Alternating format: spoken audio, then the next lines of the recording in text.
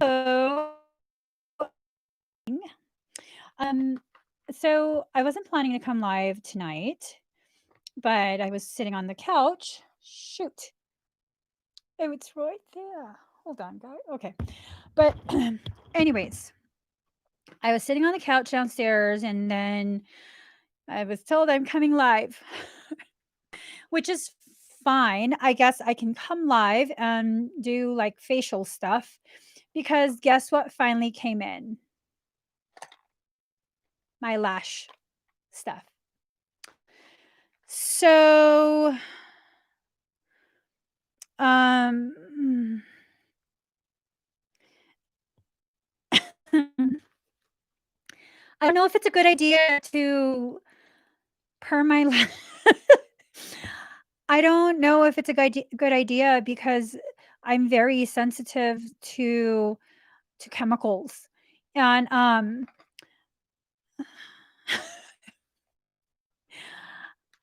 I'm scared. I'm not even gonna lie, it really scares me, um, because I just remembered, um, my girlfriend I brought her on with me a couple times, Takesha, um, she talked about it on the last live that I brought her on, and she had a severe allergic reaction, and her eyes were so swollen, they were like shot. She had to go to the ER, and that was just hair dye. S I don't know, what do you guys think? Should I do the lash kit? I know there's probably gonna be people like, "Yeah, just do it, it'll be fun." Like, I mean, who cares if you might go blind? I don't know. Maybe I'll just do a facial, I don't know. It's been a while. Yeah. So it's been a while since I've had, a late night chit chat with you guys. I suppose I'll do that today, right now, okay? Ooh, oh my god, did they fill it with hold on, guys. Um, let me just take care of that right now because it really irks me whenever it's a really good message. Um, whenever it's a really good message, what YouTube will do is like fill it with excuse me, fill it with ad after ad after ad, like literally one after the other. Um, here we go. Let's see what started are doing little putitos. Okay.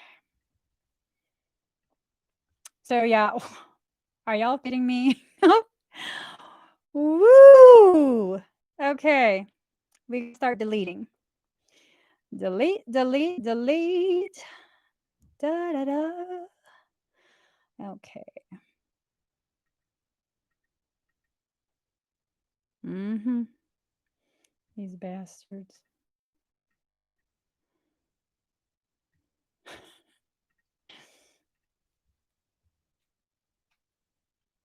Okay. Sons of bitches. Sorry. Thank you for letting me know this. Thank you. Um, thank you. um, you know what? I was doing the lash extensions for a little bit. They look so fabulous, but they made my eyes swell. So I had to take them off. Um, I totally like I went to my lash girl and I was like, "Girl, do you have another glue? Because I don't know if maybe I'm allergic to the glue you're using." She goes, "No, it's perfectly okay." Actually, it's not. My eyes are swollen. They've been looking like I'm crying for a few weeks now. So I just never went back to her. I can't do I can't do the magnetic stuff. I don't know what it is. It just irks me. Let me so we were supposed to be doing facial stuff. Let me just start. So today has just been a weird day for me, not a bad day, but just a weird day. Um and it's almost like my journey, my with Gucci, my gun. I named my gun Gucci, okay? Don't be judgmental. So I named my gun Gucci, and I've been loving her so much. She's an AR pistol, and, there was just some issue with her. Gucci is like my spirit animal, my spirit gun. There was just some little issue with her. She's just having a little bit of a tantrum. She doesn't really wanna do what she's supposed to do, kinda like me. Kinda like me. She doesn't wanna do what I ask her to do. Hold on, guys. Let that soak in. So I don't know what she's doing. She'll, like, shoot, and then she's like, "Well, I don't know if I'm gonna do the next one." And then I'm like, "Bitch, you better work." And then she'll release the bolt action, whatever the hell it is. Now where's my phone? So I brought her in today, and within a few hours, the lovely men at the gun place, who adore my husband, by the way. I love that. It's like one little, I don't know. Anyways, they said that, oh, it just something about the adjustable gas block and some oil on something, and they told us to come pick her up. And I was like, oh, perfect. That was fun.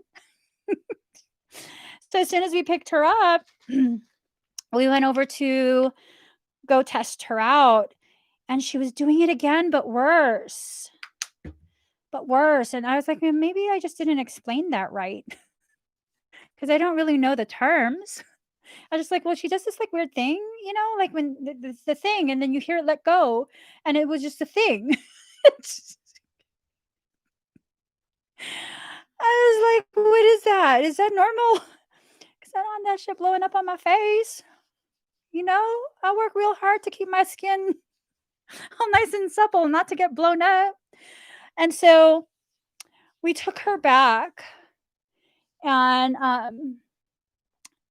before I took her back, while we were still at the range, I decided to take a video to document, because I think she didn't do that for the guys when they went to test her. I don't think she acted a fool. Just like me, I know who I can act a fool with and who I need to behave with. So, yeah. And, we took her back, and now they're keeping her. She might have to go back to her original parents. I don't know what's gonna happen to her, but I will say this. I will say this. She's become almost like an extension of me, and I'm learning quite things about quite a few things. I'm gonna show you guys. I'm, like, so excited.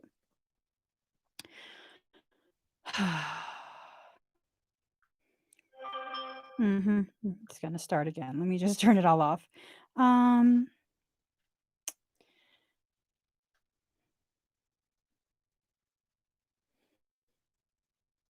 okay. I was like, "What the f." Okay. Focusing once again.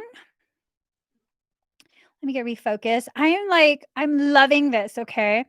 I'm becoming so in tune with her that my look at that. Yo, talk about tight groupings. I even blew a hole right through the center. Like, what? What? Okay. So I'm just like, girl, why can't you just get your shit together? Stop being a control freak and not letting go.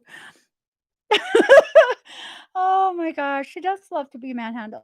I manhandle her quite a bit. Yeah, I love that freaking pistol. But anyways, let me just get my concoctions prepared. Oh no, I can't do that again. We'll do some of this. All right. So I don't know.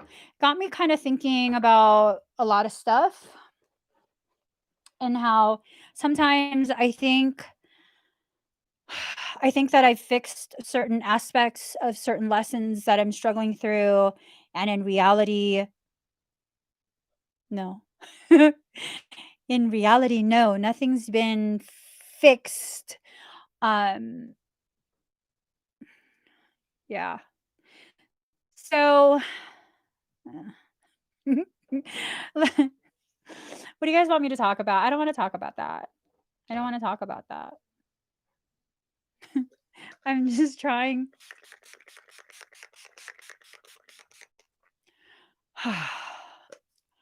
I'm trying to not be sour. It's just a weird day today of weird things, not necessarily bad things, but weird things and realizations that certain other things need to still be worked on, need to still be very much quietly analyzed without an assumption that it's been satisfactorily that I've addressed it in a satisfactory manner.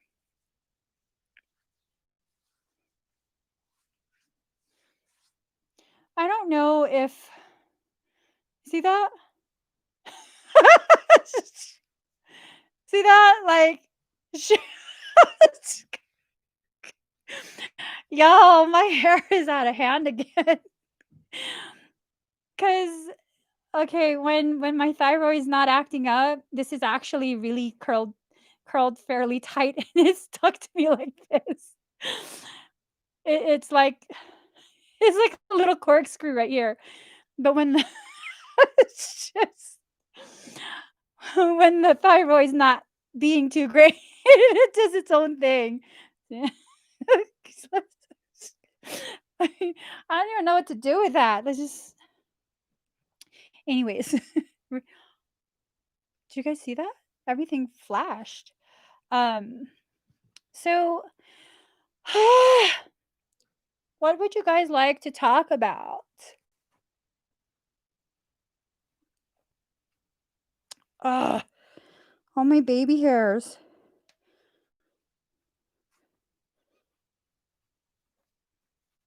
Okay, there we go. No, I don't need no gel. No gel. No capes. But anyways, I saw something. I don't really want to talk about that either. There's like all the things that I'm being told to talk about. I don't really want to talk about. You guys give me something to talk about. I was told that I needed to come live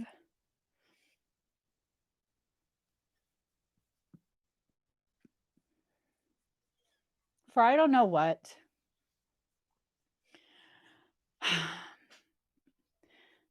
What was your dog? Um, should I do a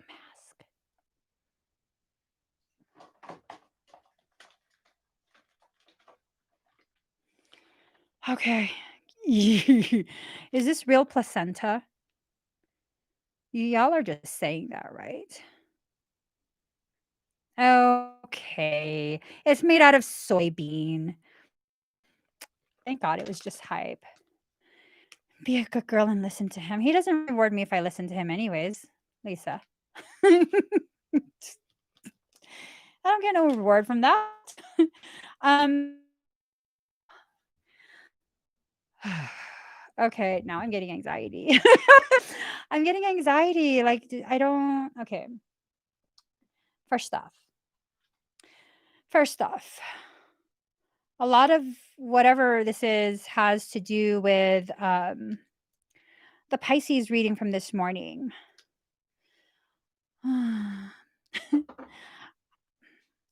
It had to do with the Pisces reading from this morning. It has to do with the Indigo Aquari pairs, um, divine counterparts.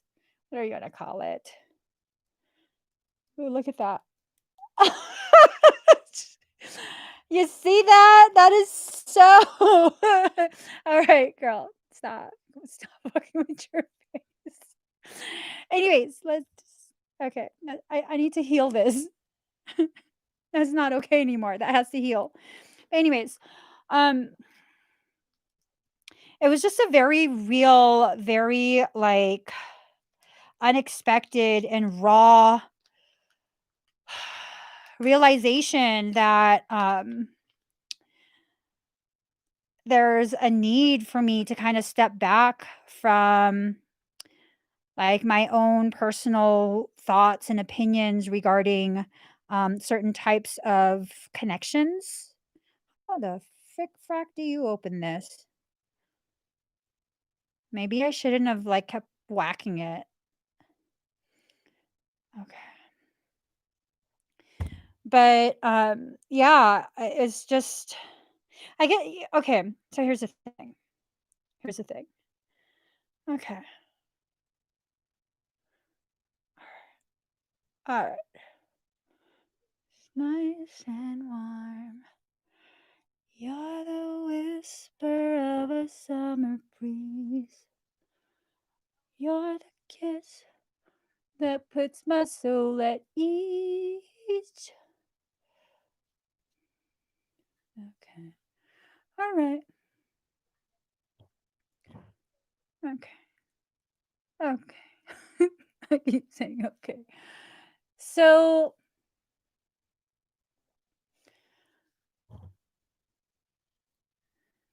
totally forgot what I was talking about. Alright. Just that's like the 5th finger. I don't have a forehead, I have a 5 head. Anyways, um, yeah, it was just a realization that ooh, that felt good. Oh my god. I need someone here doing this. Okay, stop messing around, girl. You're fucking up our mask.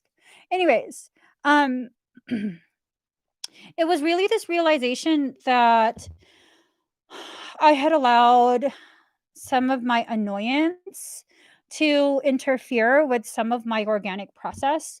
Um, what that annoyance has to do with is Michael. Like, seriously, Michael annoys the shit out of me sometimes. I don't feel special or powerful that he talks to me. I feel like, "Why you keep bothering me?" Of all the billions of people in this world that know about you and wanna talk to you, you pick the one that doesn't wanna hear from you to constantly stay with. Like, bruh, you might need to file for a transfer.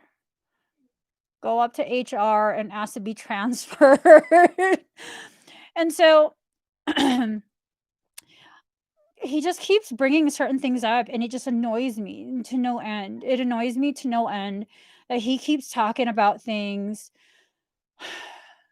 that I really don't wanna hear about. I don't wanna hear about it because he keeps talking about it. He keeps bringing it up, and y'all probably already know what it is I'm talking about that he keeps bringing up. Mhm. Anyone wanna guess what that is? 'Cause I'm not gonna say it. If you can guess it, then you'll know, right? If you can guess what that is, you'll know. And then he keeps talking about how it is distorting and skewing the trajectory of the mission. Ever think you annoy him? I don't give a shit if I annoy him. I don't have a choice but to hear him. I don't go calling him out. Mhm. I don't call him at no point.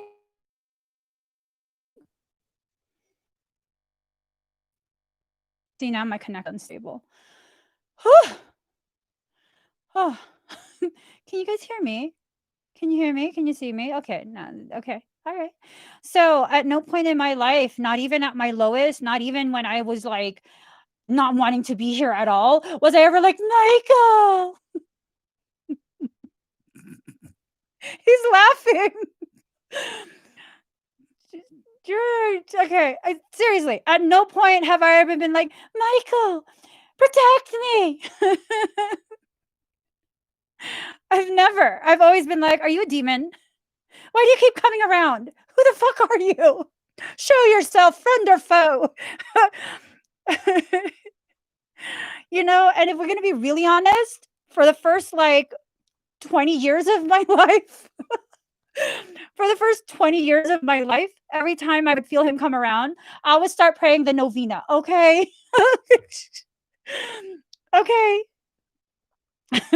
Let me just I just gotta massage my throat. He's just oh, okay. Yes, brandy. Yes. Pisces fairy dust. Yes. Yes. Okay. So, if he would just leave that alone. My god. I just hold up. I need a little extra right now. um, I'm just saying. Okay. Michael just needs Mhm. Mhm. No, he's talking to me right now. No, I'm busy. I'm busy. Send you to spiritual voicemail. You're too much. I'm too much, you're too much. Who the hell you think I got it from? Sure as hell didn't get it by myself. Okay, you know what? I'm done with this too. Let me just let me wipe the extra placenta. Turns out it was soy placenta. I was like, "Oh my god, is this human babies?" Okay. I didn't even leave it on as long as I'm supposed to. I don't care at this point. No caro mucho, okay? I don't care. Hold up. We already did that. We already did that. Moving on to vitamin C. Hold on. Do me some good vitamin C. And I stepped away from the laptop for like a second or two. And I came back and she was like, I was like, what are you doing? It increases blood flow to the face. I was like, oh shit. I need to do that too. Yeah, no, we're not doing that. But we are looking for there it is. You're always hiding from me. Anyways, um, he doesn't upset me. I upset myself. And what irritates me about him is that he knows that certain things get me to trigger myself. He don't care. He doesn't care. He's just like, we need to talk. No, we don't. We need to talk. No, we don't. We really, really don't. I have such a special relationship with him. Oh. Mm-hmm. Just saying. Our relationship is very special, you know? Like a freaking hemorrhoid. He's like a hemorrhoid. To me, at least. I see him as a hemorrhoid. All up on my ass, all the time. Never goes away. Not bad enough to get surgically removed, bad enough to always notice, but not to really do anything about it. It's true, though. I love my hemorrhoid. He is my hemorrhoid. Okay, I'm not getting undressed, just so y'all people know. Okay? I'm just trying to moisturize the shit out of myself. Yeah, he is a pain in the ass. Absolutely. Total pain in the ass. But that's how I like him. I like him being a hemorrhoid. Where's my. Here it is. Back to what I was doing. So, in all seriousness, um, in all seriousness, he was having me really sit and analyze what it was, like my behaviors, my ways of avoidance. Um, and I've known this for some time, but it was nice having this conversation with him earlier regarding, um,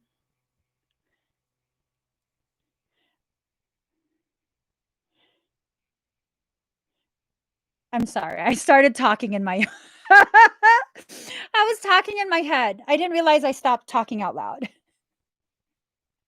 My bad.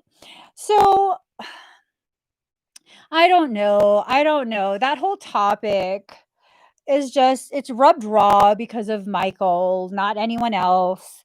And I'm just like, why do you constantly have to give these messages, you know? Because really, things need to just be allowed to be, right? Things just really need to be allowed to be. And then kind of this little bit of realization that I'm constantly being poked by Michael regarding that specific topic because of the fact that if I didn't, I'm really good at shelving things. Like really, really good. What ends up happening is out of sight, out of mind. I'm really good at that. I excel. Out of sight, out of mind. And so that's why it constantly has to be um, brought forward. I don't know. I don't know. I know there is a real attempt. Oops. I know there is a real attempt to try to try and to try and affect the health of that cording. And this has nothing to do with romance, okay, guys? Nothing to do with romance, and everything to do about spiritual purpose and your growth. Okay, so it's not necessarily that you have to.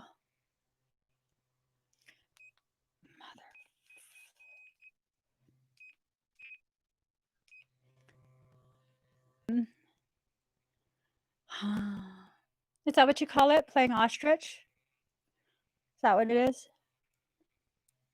I don't actually bury my head in the sand. I don't know what I do. I think I just look the other way. This feels so good. Oh my god. Feels so good. What do you guys avoid? Like certain topics, I don't really want to talk about it anymore. It's so upsetting to me. Oh, well, I moved on from the whole twin topic. I should probably mention that I moved on from the whole twin topic already. Um, there's just certain things like all sorts of different subject matter that just irks me. Um, like it's a very human type of topic, and I don't know how to process it. I don't know what to do with that topic, and then I just find myself getting super flusterated. I get super frustrated because I don't quite get why other people don't quite get the gist of what's going on. You know what I mean? Like, do you guys hear that?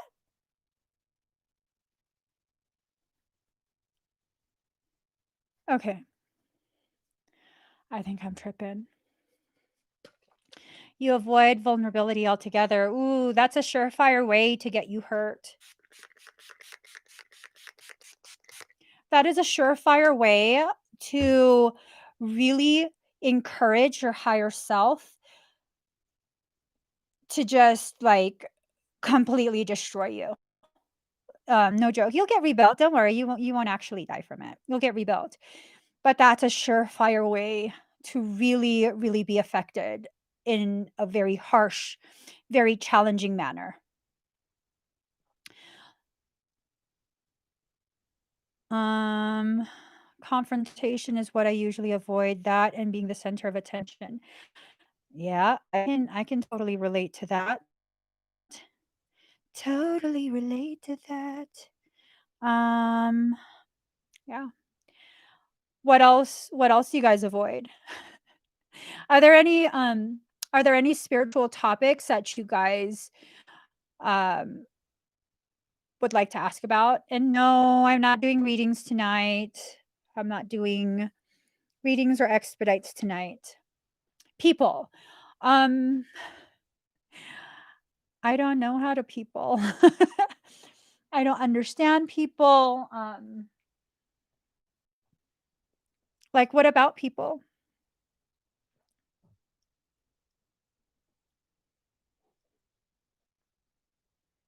What about people? Because I don't get many of them. I honestly don't. Um, Take, for example, all these people. Well,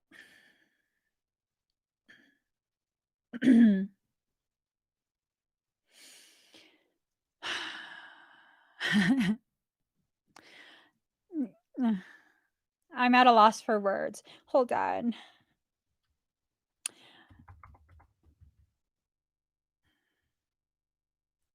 Okay. So, what do you mean, Diana?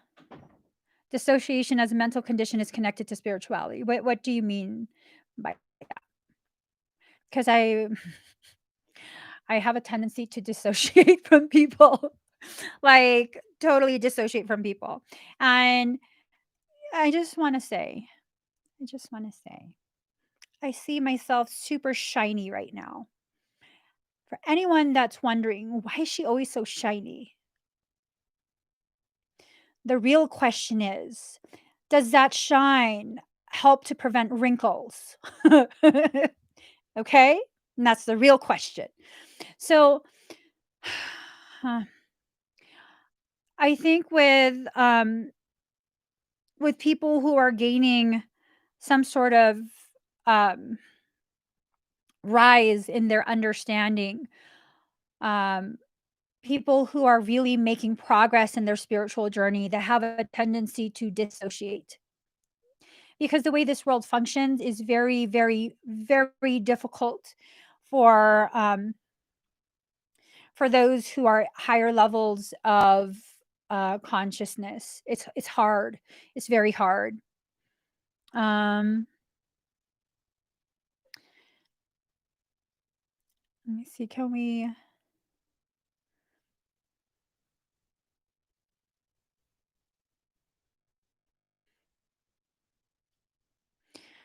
Well, what's wrong with the cloudy you? It feels like a fake you. Is it that?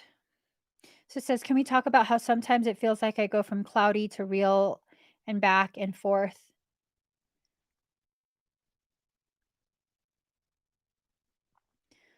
Okay, I never feel like.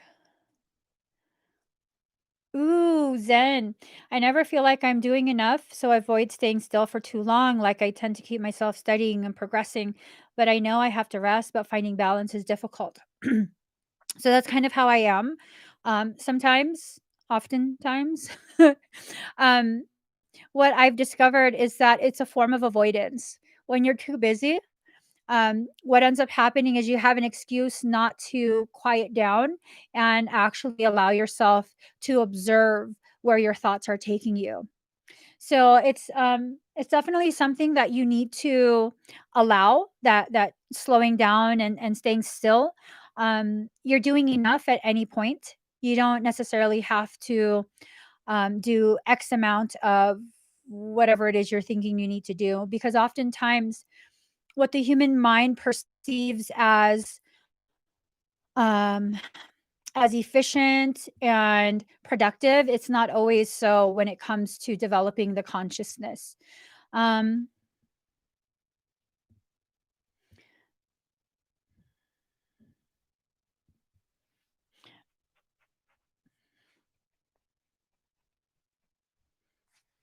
Ooh, that's interesting, Pisces.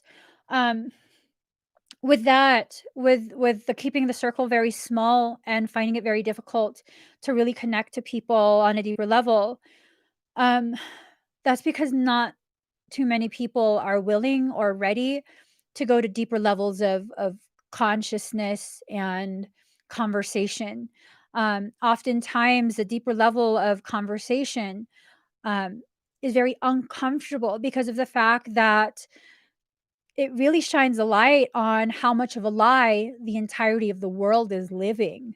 It's so much of a lie, and cognitive dissonance is what ends up happening. It triggers your cognitive dissonance, um, and either they do something or say something that makes the conversation awkward, or they just get real quiet, or they become combative.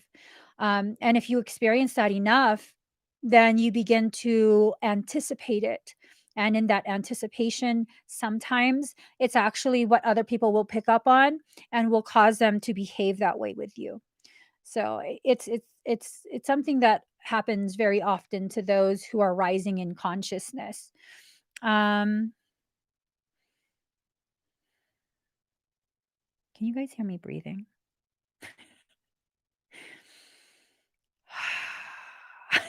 I'm sorry. Mm, mm, mm, mm. So, yeah, a lot of people have a really hard time processing. It's hard. It's hard until you're ready, until you have the emotional and mental maturity to really take in and process what's being said. Yeah, that's a very difficult thing to balance and respond to. Um, why would they get jealous? Is that your perception of how they react, or like what about their behaviors or reactions makes you believe they're jealous? Um,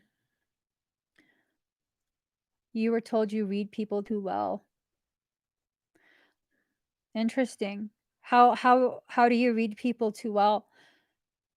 And I'm asking questions because I don't like to jump to conclusions. I like to like really understand what you mean when you write that stuff. When you write whatever, oops, whatever you write. I've heard that quite a bit, that you do this too well, or it's too much too soon.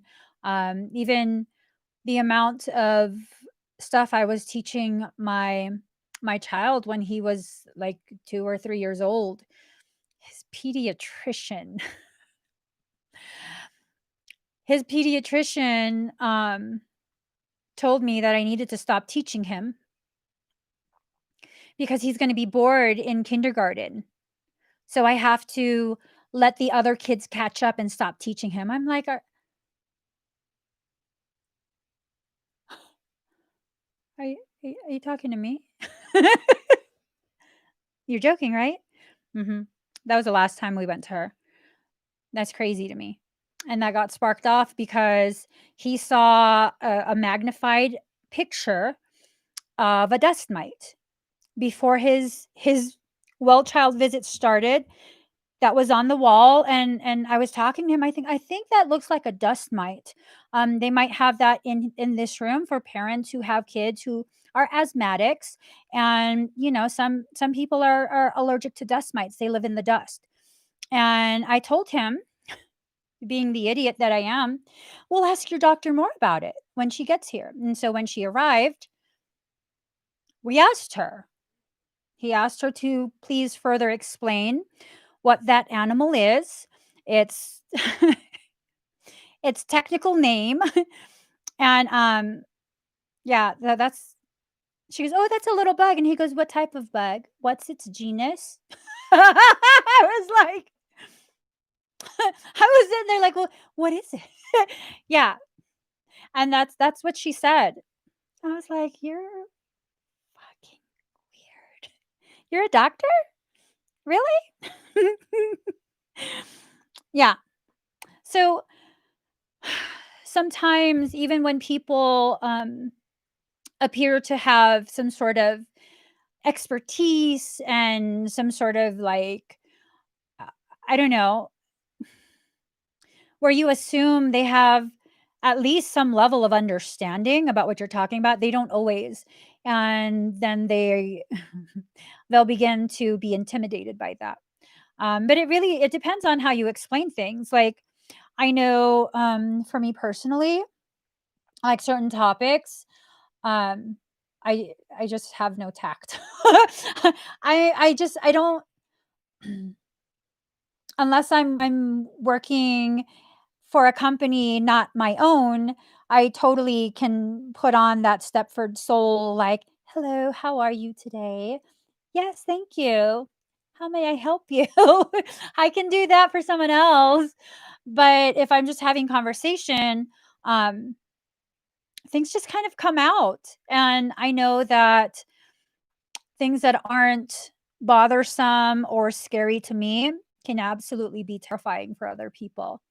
Like the other day, I think it was the other day, um, I asked my husband, "Do you think that it scares people when I say everybody dies?"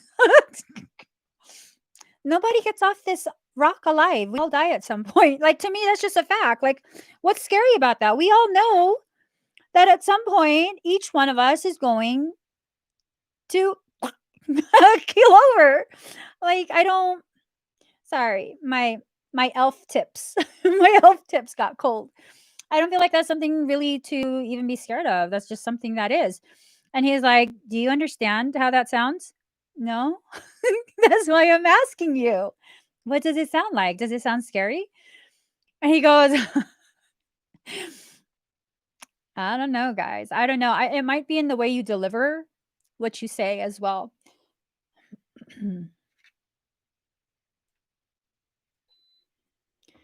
All of a sudden, I'm really hot. People tend to fear what they don't know. Yeah, they do. They do. Um, and yes, a lot of people are terrified of death. You know why? Because they've allowed themselves to believe and be indoctrinated by bullshit lies. Yeah, they don't question. Um, they just accept it. Right before I went live here right now, I ended up doing a post. Um, they've waged war on the uninformed. Oh, wait. They've waged war on the informed by using the uninformed. Do you know what the solution is? By asking questions, by allowing yourself to become informed, by not just accepting the experts because they're human just like you. They are capable of failure, they're capable of miscalculation, misjudgment. They also have been indoctrinated. It's one of those things where if everyone believes it, if it's embraced by the general mass, how true is it really? How true is it really? So there's this I don't know how many of you guys know about it. I did not watch it on the news because I don't watch the news. The whole QAnon thing. Um, there's this part of me. Oh, I'm just extra. Is that sweat or is that moisturizer? I don't know. Um, there's this part of me that really desperately wants to believe that um, Q is really some benevolent person or group that's really looking to assist all of us and like all of that wonderful dreamboat stuff. But if the news is talking about Q, and this has always been my logic my entire adult life, anything that's widely spread and generally accepted, that's questionable. That's questionable. They don't allow things that are truth, pure benevolence to really become popular. They don't allow that. Um, I I don't know. I don't know. But I'm leaning more towards no. I don't believe shit that Q says. I was talking to a friend.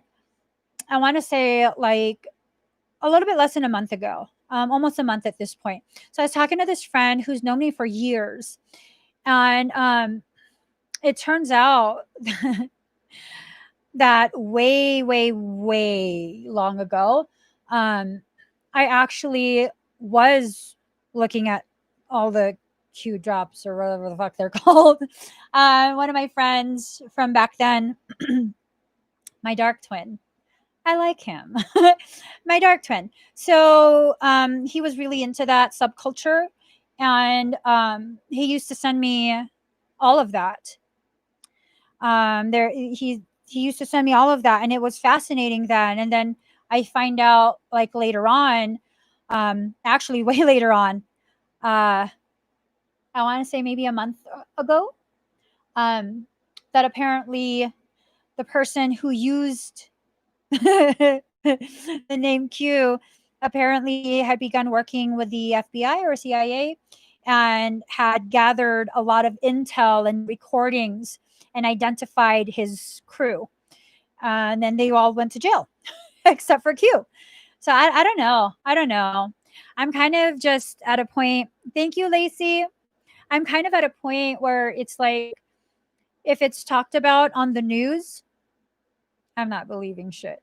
I'm not. I'm not. I just, and I really want so badly to believe it, but I have to question it. I have to. Why would they allow that to be broadcast? Why would they talk about it? Aren't they trying to make Q followers out to be bad? That's what creates an even more believable controlled opposition. Because with human psychology, once you begin to think you know the truth, it's very difficult, very, very difficult to convince you otherwise. And when you have other people um, begin to ridicule you, begin to try and assert that you're wrong, that's the harder you're going to cling to those beliefs. So I don't know. I don't know. Um, there are those who I once used to very avidly watch and follow um, within the truther prepper communities years ago. I'm talking about early 2000s. Um, I see the shit they're I'm like, man, have you fallen from grace? That's just some real crazy shit. Really feeding into the hype, really, really just a lot of fear mongering, a lot of disinfo released, just crazy shit, crazy shit. There's a thing called controlled opposition, you know? Um, controlled opposition, I think that's the key concept in this case. Yeah, I think so too. I'd love to believe that there is someone um, within the government that cares about the people. Um, I'd like to believe that, but do I? Absolutely not. Absolutely not. Because I do know quite a few people who have government positions, who have, um, let's just say that government positions, um, given enough time, either they become converted to the very thing that they were trying to the fight, or they become so jaded that they just can't anymore. They can't continue with their job and they quit and do something else. You can't blame them. I can't blame them. Um, right. Every force brings an equal opposite force. Absolutely. Um, my mom follows, and I've started a little, but always felt not quite sure, but was always strong in telling her we shouldn't follow anyone but our own selves discernment. Yeah, it's good to follow yourself. It's good to allow yourself to um, entertain thoughts 1111 and just see where it goes, not necessarily like, and this even applies to me. You shouldn't just take everything that I say and it's like, oh my god, Emmy said it, so it has to be true. No, I'm absolutely capable of being wrong, capable of being inaccurate, capable of just being in a badass mood and talking out my ass, which is usually what happens when twin flame topics come up. I'm just saying. So this afternoon I came to the realization that my own organic way to cope with that topic, my irritation with it, is that it's made it possible to be using me as a way to further divide and separate that pairing.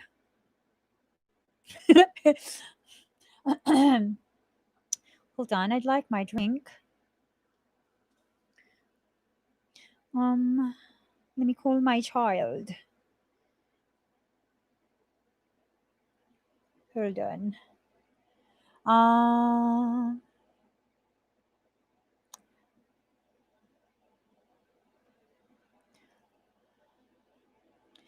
Baby, can you bring up my Pepsi? I think I left it on the counter.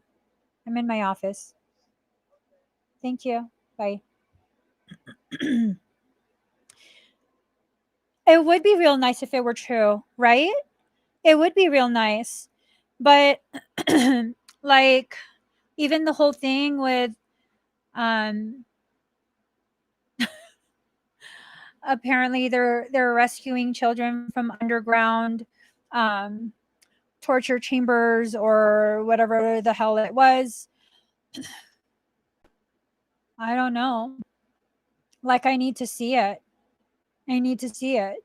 Why has nothing else been said? They told us that we were supposed to stay at home to facilitate the rescue of so many children in underground bunkers. And where are they? Where are those children? Where are they being held? How many? I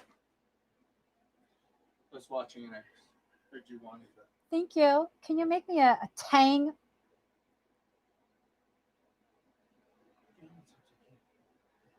I'm parched. I'm going to finish this in one gulp. I'm just saying. Arrest will be the first signs. Okay. Let me just drink first.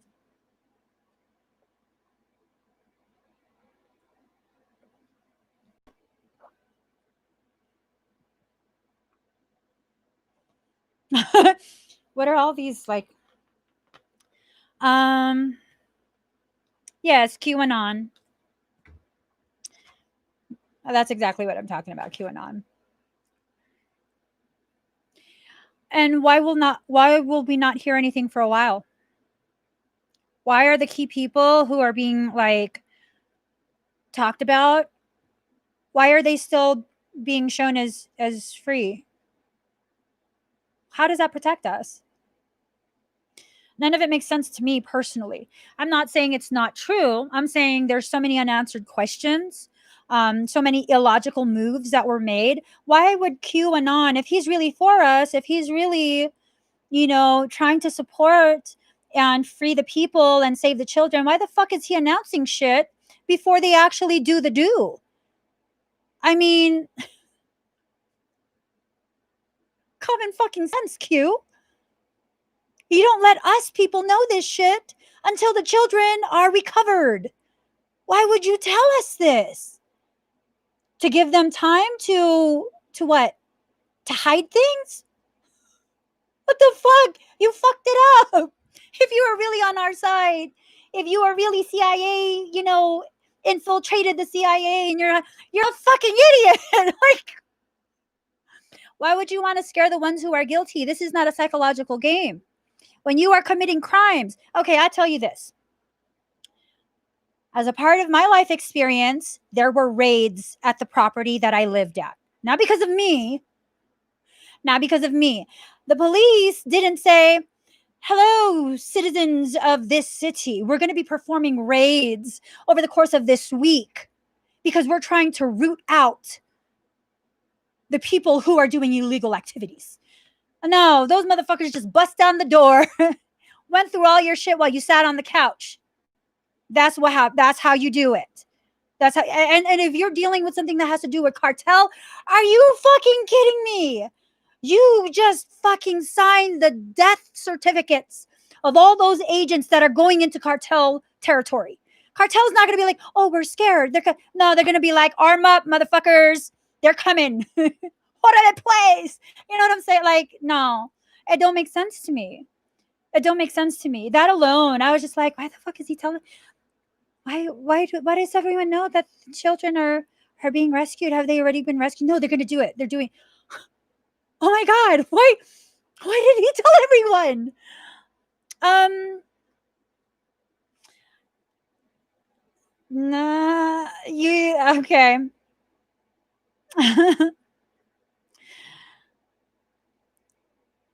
Q can't be known, or he will be killed. Please don't buy into that. Please don't buy into that. As many extremely skilled hackers as there are in this world, all of the ones that get taken down, typically, if you are good enough, they will recruit you and they will use you to infiltrate those groups. As a part of your plea deal, that's what they will do. I don't believe any of it. I don't believe any of it. And you don't think the cabal would know? You don't think the cabal would know? I know what the cabal is. You don't think they would know? Because a lot of the people in the cabal are part of high ranking officials in all nations. So, girl, I don't believe any of that, cockaboo. Thank you, Daddy. I don't believe any of that. I believe all of that is totally, totally, totally a way to distract the people who are becoming too awake to control. So they give you a Santa Claus. They totally give you a Santa. How do you know this? Do you know Q yourself? Do you know their real identity? Have they spoken to you? Or are you getting your information from the internet and news? Where are you getting this information? They don't know Q. Do you know Q?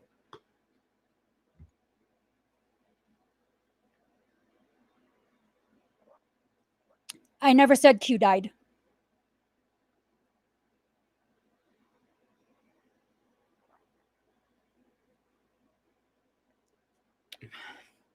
I know Q. Mm-hmm. Q comes before R. So then how do you know? I could easily get a rolling IP. I could get a VPN. I could go ahead and go on to Tor and create a beautiful, beautifully believable profile of myself as anyone I want to be. I could absolutely do that. There are people who have spent years on fake profiles, stealing pictures from another person's personal profile and passing it off as themselves. And it's absolutely believable. I know several people that have done that. So, I mean, I'm obviously not going to tell you what to believe, but I don't believe it. Absolutely not. Wow. What exactly was Q dealing you? um, did Michael how do we get on Michael Jackson? And now you're bringing up Tupac too? Bruh. um,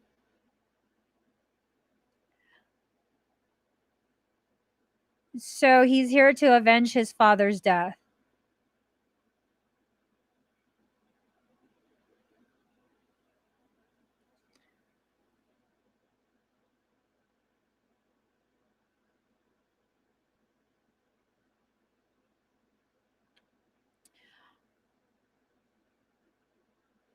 Let's change the topic. Um, Gina, I respect your beliefs. Okay. You believe strongly, and I'm not going to try and convince you not to. I respect your beliefs. You have a right to believe whatever you want. Um, so what other shit y'all want to talk? What else you guys want to talk about?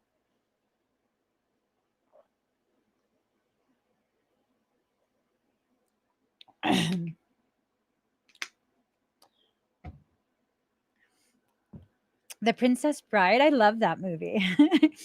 I love that movie as a kid. So let me just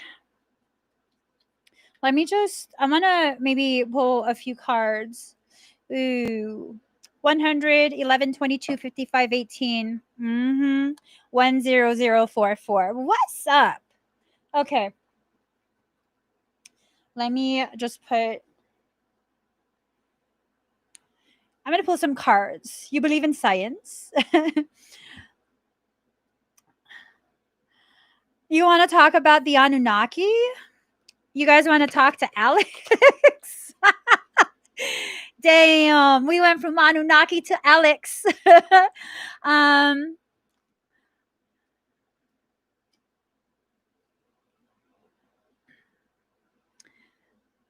yeah, Zen. We are in the age of the Great Awakening. The Mayans said the world would end in 2012. On the Gregorian calendar, it's 2020. The end of the world isn't truly just the end, but just the way we know it. The end of the way we know it. Yeah. Even apocalypse is like a great reveal or something like that. Hold on. Hold the phone. Let's see. Let's see. Alex is my buddy from Unified Astrology. Sometimes he comes on here to talk about star stuff and planet stuff. I'm playing an app I found called Wholesome Cats. Dude. So my husband and I, we were out running errands. Actually, no, I don't know where the hell we were. We weren't home though. And I see my phone keeps notifying me like $5 to feed your cat. You fed your cat $2. And I'm like, what the fuck is all of this? And next thing you know, like I talked to my husband about it. I'm like, what is this? One of my kids spent, I think, over $100 feeding their virtual cat.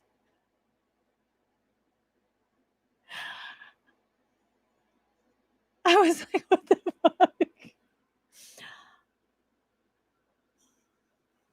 Oh my God. They spent about $100. I'm talking about within an hour. I was like, what the fuck? Aren't they supposed to like have a parent?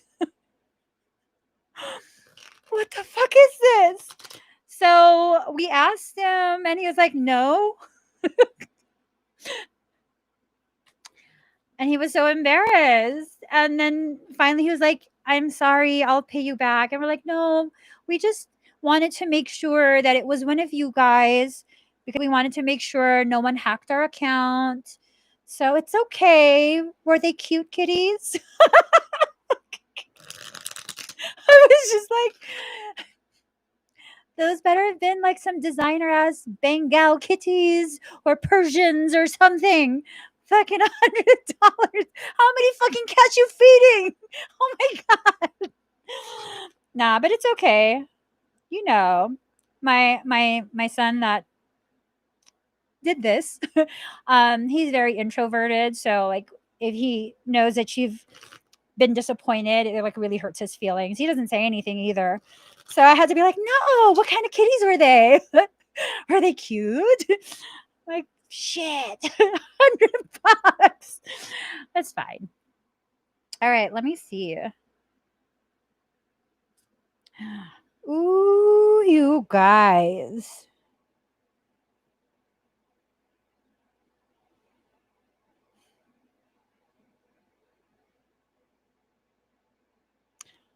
I just got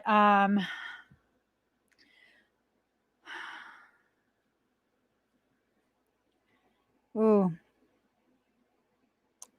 These cards are intense. They'd be dead kitties if it was these.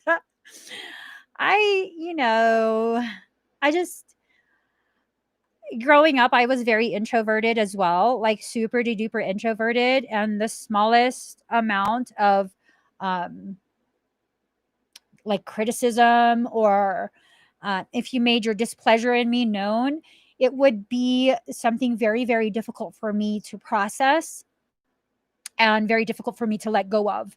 And I just look back and I feel like, if I had someone that could have been more gentle with me, um, it wouldn't have made me feel like such a fractured adult. And so it's like, whatever, it's just $100, which is not just like, that's not like 50 cents, but I choose to see it as it was a $100 lesson to help him know without a shadow of a doubt his parents love him and he's more important than whatever that is. Yeah. He typically doesn't ever really do anything bad. I was talking to my I know, Lisa. I was talking to my husband earlier and I was like, our kids have never acted like kids. Like they've never done the crazy stuff that other people's kids um other people's kids do. Like I had one like draw a little bit on a wall. No, it he drew on the couch at the Venetian Hotel. My bad. It's okay. My parents were high rollers at all the casinos, and so they'd always get free like really pimp ass rooms. And of all the fucking places to draw, the Venetian. And I was like, just they won't notice. Who's to say it was us? Because they don't know we're in this room. This room is for a couple of old high rollers. There's no toddlers here. So yeah, that was the one time, and it wasn't even a lot. And yeah, they don't do crazy shit like other kids. And the really amazing thing is they are really good at policing each other, helping to regulate each other. Like, hey, you really shouldn't do that. So it's nice. It's really, really nice. We went to the range, the shooting range, with the whole family, and our oldest. It was the first time the little ones came. Our oldest was he took it upon himself to show his little siblings proper gun handling, like what it means when range is cold, range is hot, all of that. Like, range cold means everybody put your guns down. Nobody touch a gun. People are going to the targets. And then range hot, if you go to your target, you're going to get shot. There's a chance you're going to catch a bullet from someone. So they know about that. It's just it's nice. It's really, really nice to be able to just see my children like really supporting each other. I mean, they still argue, but they are very supportive of each other. Um, all my kids are opposite. All of them are so different from each other. It's crazy. You'd think that they weren't raised the same way by the same parents sharing the same two pools of DNA. They're so different. Their personalities are so different.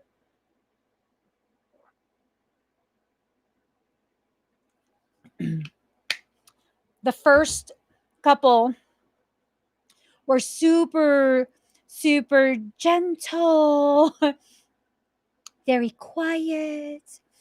And then after one child in particular was born, it's just I don't know. He looked like such a doll. Oh my god, he looked like such a doll, and he had the sweetest face with big cheeks. And then I would sing to him, "Who's my rough boy? Who's my rough?"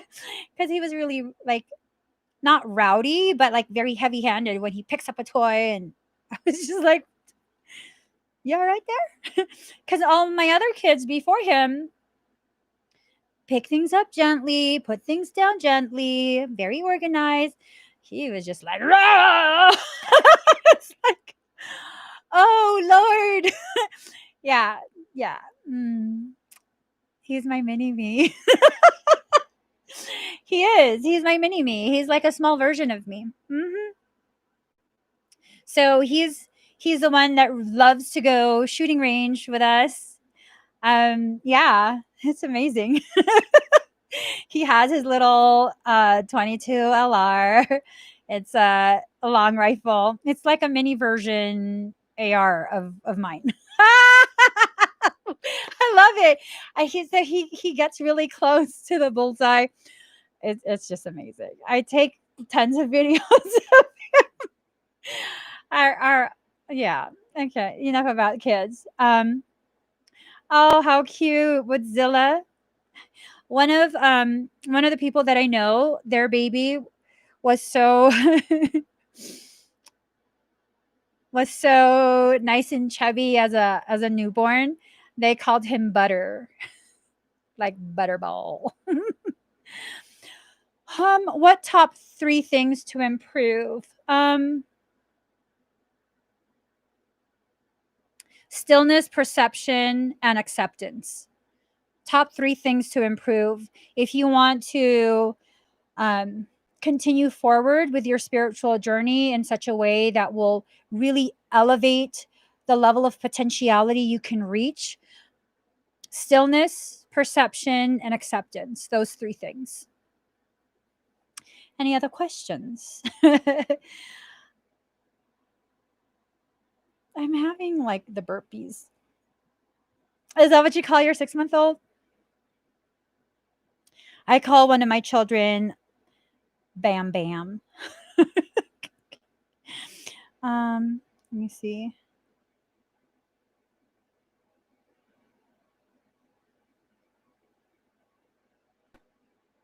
Okay. Anyways. Cards. What about yeah, I put the cards away. Oh shit. I never told you guys what the cards were, did I? Sorry. That's just how my brain functions. Had the conversation in my head. Yeah, no, sometimes when I get sidetracked, I'll have the conversation in my head as I start talking about something else. Then that's just kind of how it goes. Yeah. I completely put that deck away. Sorry. Yep. Let me see what this deck says. Yeah, those cards were bad cards.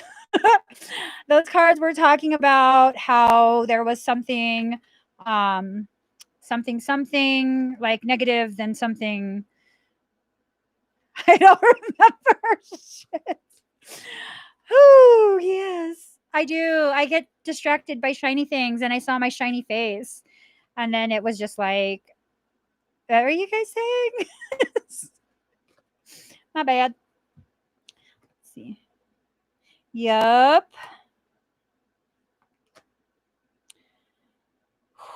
This is intense. This is intense. So part of the message for tonight, flexible. You have to be flexibly strong in this world. You have to really, um, you have to really be able to bend and sway with the tide of humanity. You also have to be able to really allow yourself to grow and shrink as your soul sees fit. You're not, see, a lot of people think that with spirituality, you're supposed to just keep going up, up, up. That's not how spirituality is. If spirituality follows the path of a Christic spiral, aka the Fibonacci sequence, golden ratio, that's the path of ascension. And so, what ends up happening in order to get tighter on itself, at some point it goes up and then it goes back down, only to go back up and go back down and back up and back down. So that's actually what we need to do, and you can't do that if you're rigid. How can we improve our memory? Think of your question. Really think of what you're asking me. Someone who forgets everything. If I knew that, if I knew the answer on how to improve your memory,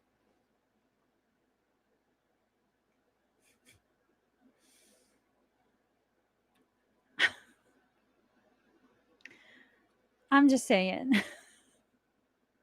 I don't know if you're trying to poke me. You intentionally trying to instigate. Who sent you? Who sent you? Okay. So there's going to be those who want to do things by the book, right? You're over here trying to be flexible. Elephants ain't flexible. It's not flexible. But there will be many who will try and force everyone to do things by the book. Let me just tell you, how do you guys feel? Wait, okay. I got myself all riled up. I didn't even tell you guys what it is yet.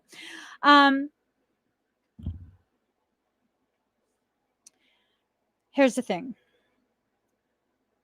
I saw an article, I believe it was posted by Yahoo News. I want to say it was Yahoo, but the article talks about how they are now starting the COVID vaccination program in Africa. Okay. In Africa. What are your guys' thoughts on that?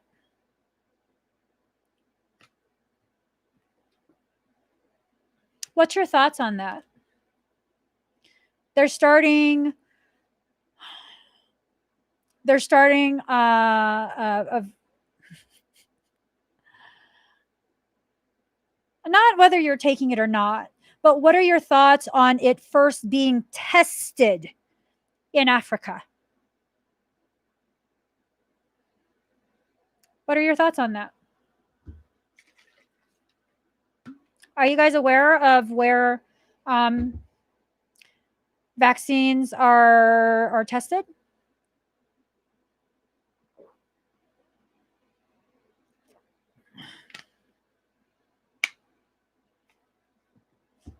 I think there is one behind it as well. Definitely infuriating. And yeah, not really surprised either. I'm wondering if, I mean, there's definitely something else behind it, behind the decision to make that public announcement. I mean, for all we know, they could have started testing that in some other nation, but to make that public announcement, yeah.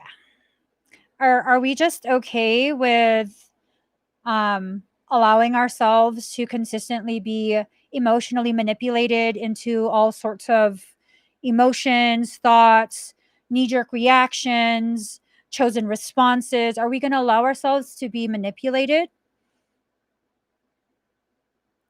Right, right, Bellanova. Um, and honestly, I I honestly think that they're not just starting it in Africa.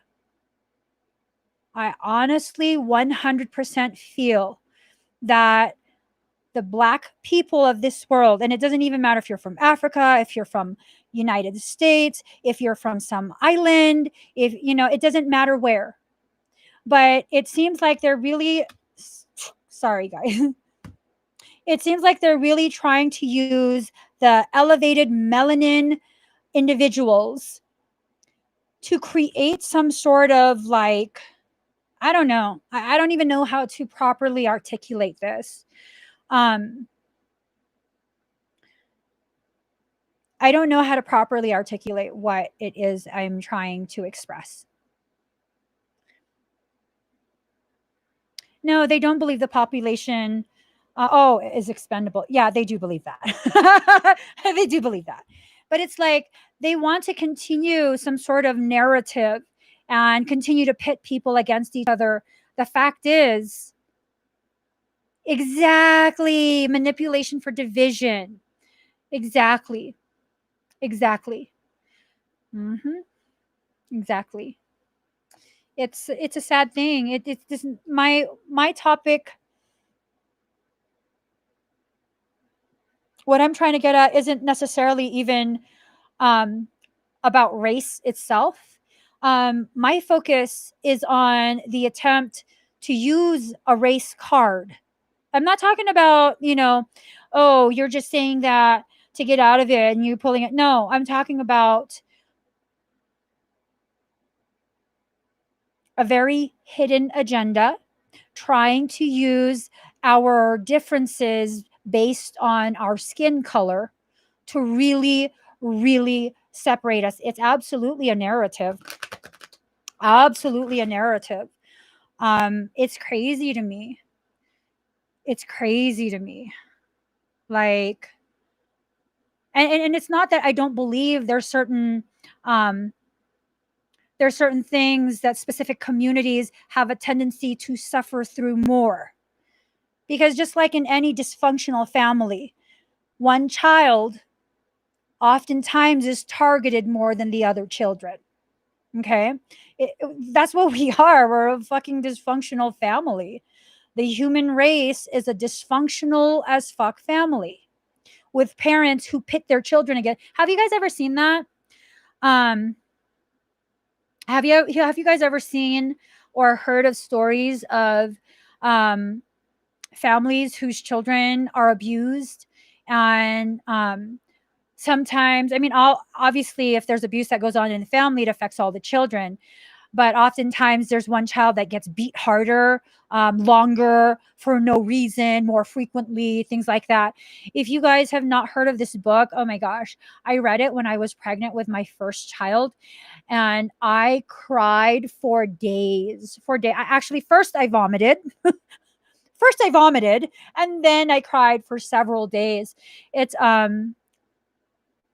think The Child Called It or something like that. Hold on. Let me find the title.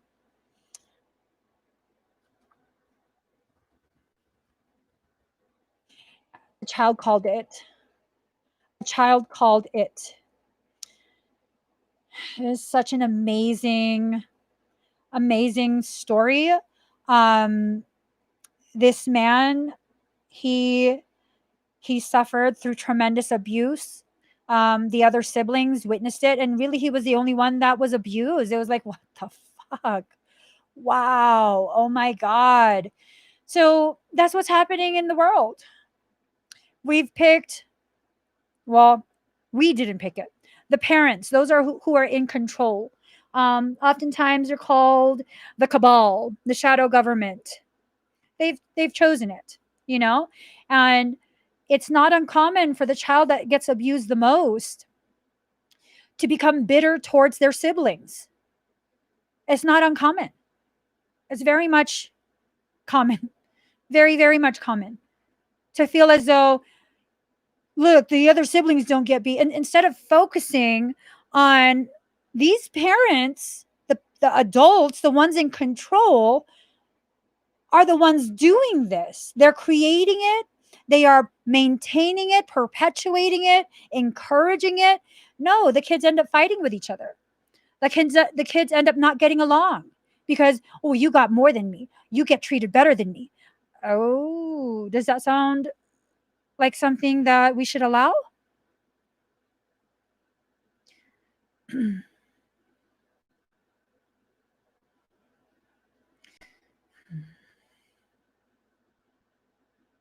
Is it a series?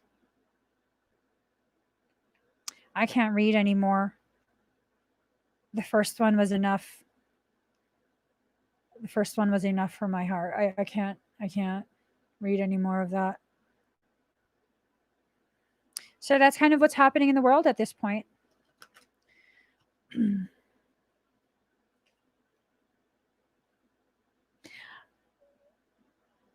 you know Trojans are demonic tools, right, Rhonda? I sure hope your definition of Trojan is different than mine. Um, my definition of Trojan is when an individual is very easily breached by parasitic things and is then used to breach other people. Yeah, they need us to fight each other in order for things to continue the way they are. I figured you had to find it as something else. I was like, oh no, do I feel demonic tonight? Oh my gosh. Yeah, it was too much for me, Brandy. It was just far too much. Ooh, I don't even think it was because I was like, oh, it's just my hormones because I'm pregnant. I don't think it was hormones. I think it was just so traumatic for me. Um, so the next card that I pulled was soulmates. And, all of us who came into this life and who are alive right now, all of us are soulmates of some kind. To some level, some degree, we each hold the key to unlock someone else's heart, to really open and expand another person's understanding. And there's Creator watching us learn how to love each other while we learn how to love ourselves.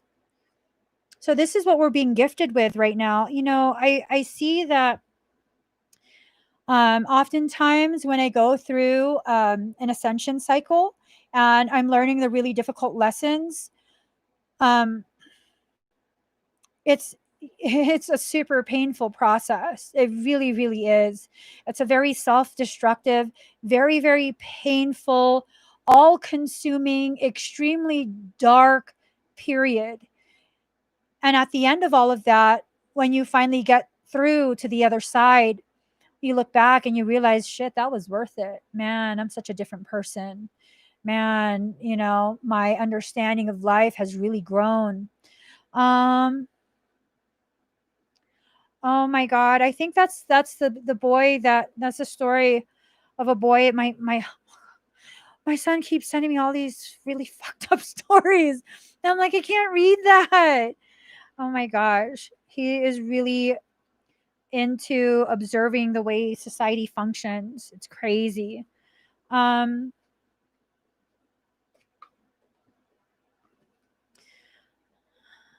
let's see. Hold on, guys. Let me put this away. I don't want to read any more cards. I don't want to read any more nothing. So I'm still not really too sure. I'm still not really too sure what I was supposed to come live for tonight and talk about. Ascension is absolutely pain. Pain is the single greatest teacher you will ever have in your life. The greater the pain, the greater the lesson, the greater the lesson, the higher the level of learning and rise. So I definitely, yeah, it's painful. May I present a scenario? I would love your thoughts. Well, yes, I love the way you asked. Thank you. Oh my God, my back is itchy. Okay,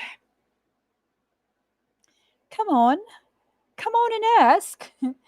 Okay, no, that wasn't a British accent. That was just some random. Someone's like, hmm. Um,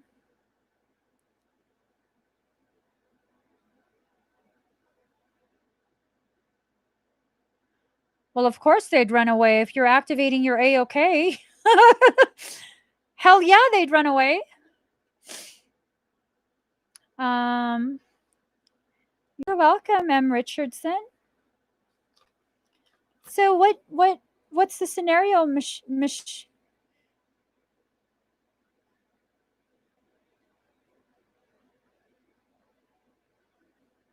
huh?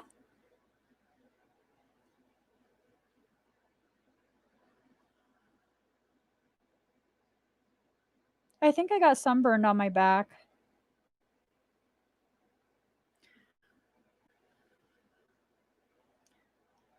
I have no idea what you're talking about, Michelle.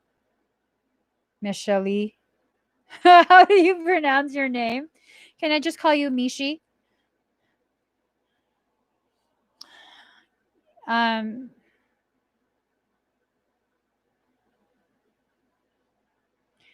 y'all, the energy just shifted. It's some funky ass energy at this point.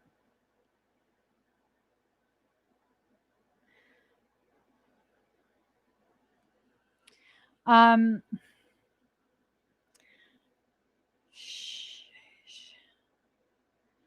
okay. You felt that too, Pisces?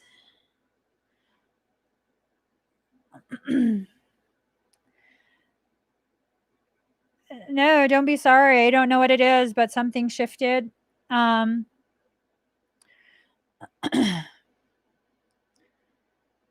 Fake Nation, type something else.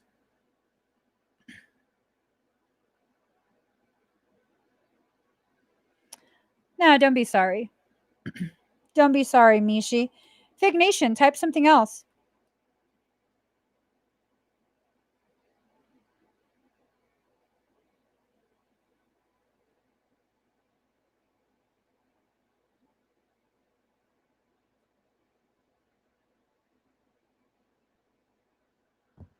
So, bring up a nice topic.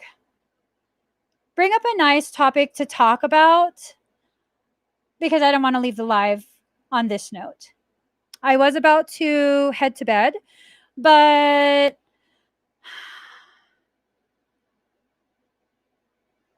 ooh, Zenchi, you should probably go follow Unified Astrology. He's on Instagram and here on YouTube. I have no idea anything about trines or I don't know. He's trying to teach me about astrology, but I just make a horrible student for astrology. So I have no idea. um, let's see. Any good words from Michael tonight? Shit. Hold on, guys. So, it's not you, Mishi. If you want to blame yourself, that's up to you, but I already told you it's not you. Um, so focus on no, hold on.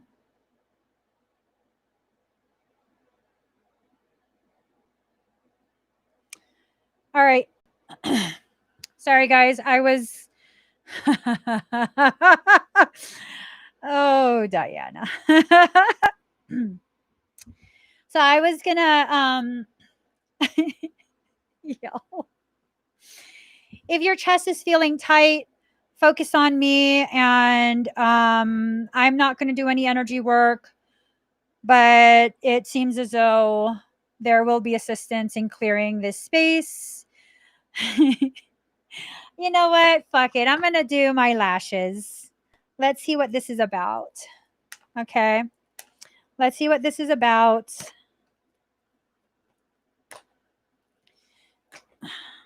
All right, Michael. You better keep my ass safe, bruh. You better keep me safe. I need both eyes functional to do the work I came into this life to do. Okay. Lift pads. Let's see what the lift pads are. Cleanser, perm fixation. How do you open this?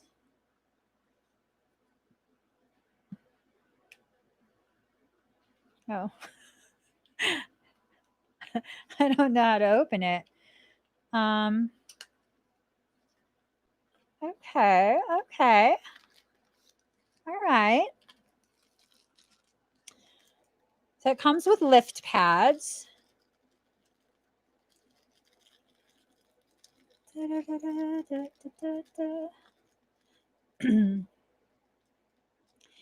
Hey boy, don't you know I got something going on?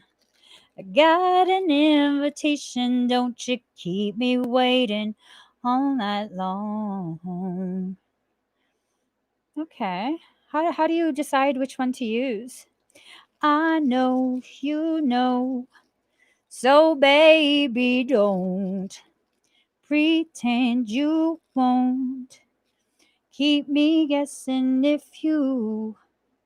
How can you tell what these are?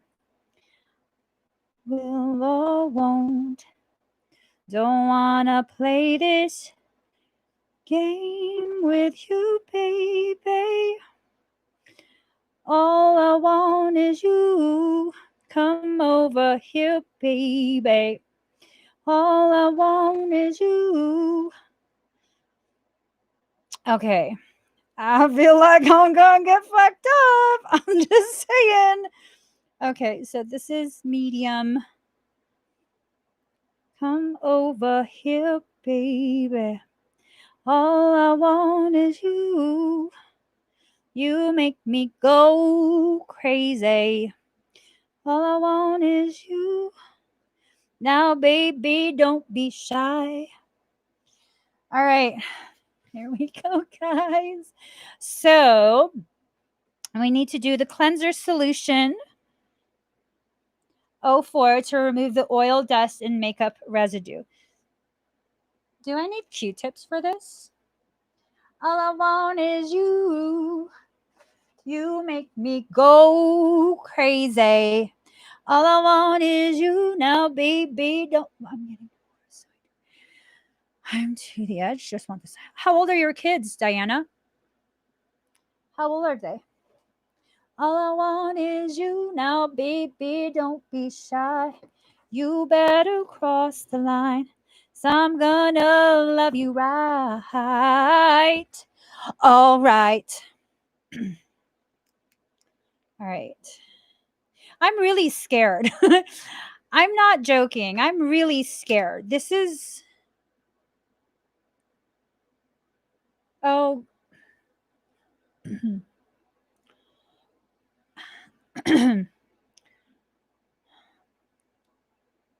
I think Michael's saying don't do this. Okay. All I want is you now, baby. Don't be shy. You better cross the line. I am. Oh, shit. I think that's a sign. Hold on. You better cross the line. So I'm gonna love you right. All right. I'm not just talking about your sexuality. I can't help myself when you put your hands. Okay. Okay.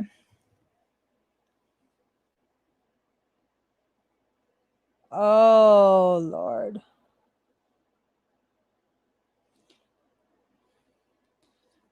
That's definitely a sign. Yeah. That's for sure a sign.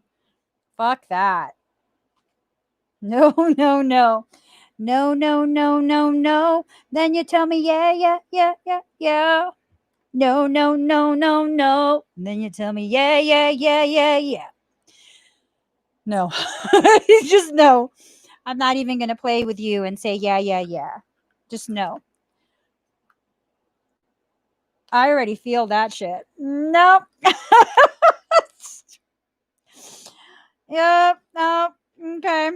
We'll do the eyebrows.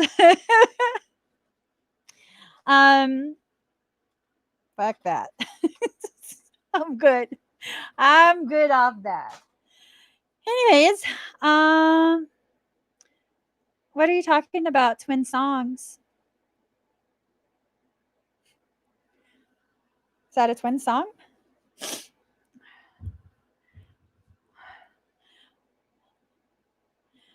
I've never tried any brand. Yeah. Just, you almost got me tonight, Satan. Almost. Almost. It's starting to turn red already. I'm just too sensitive. I just gotta be, you know what? I'll do this, make myself feel better.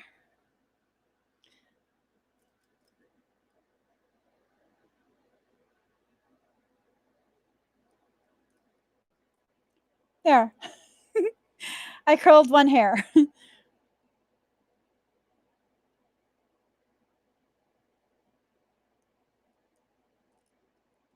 gonna go to bed feeling like I did something fabulous.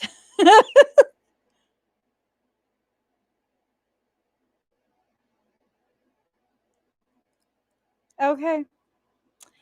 Guys, look what I did. Oh my God. You know, That was such a I should probably go to a salon to do it. I should probably go to a salon to do it. I think I'm allergic. I think I'm allergic. I just better leave it alone. I better leave it alone. But you know what I want to try? I do want to I should just leave it alone, period. I tried a lash growth serum. Mhm. The second application, I had a big I don't know if it was from something else or if it was from the lash serum. It was just all bad. No, I wasn't trying to tint it. I was trying to perm it. I was trying to perm it. Maybe I should just stick to my vibration stick. I think I'm just going to stick to my vibration stick. We'll use a red color this time. No more of the blue, okay? We'll use some heat. Hold on, guys. We need a little lubrication. I love spraying this stuff. We just need a little lubrication and then we can begin. Hmm. I almost did it, girl. I almost did it. I stopped myself in time. I cleaned one eyelash. One eye, I mean. This right here needs a little bit of a baptism through infrared. Let me just do that right here. We're going to extra focus on this. This needs a little bit more love from Big Baby Jesus. Maybe if you guys pray over it with me. All seriousness. Would you guys mind praying over this one part of my head with me? Would you guys be willing to?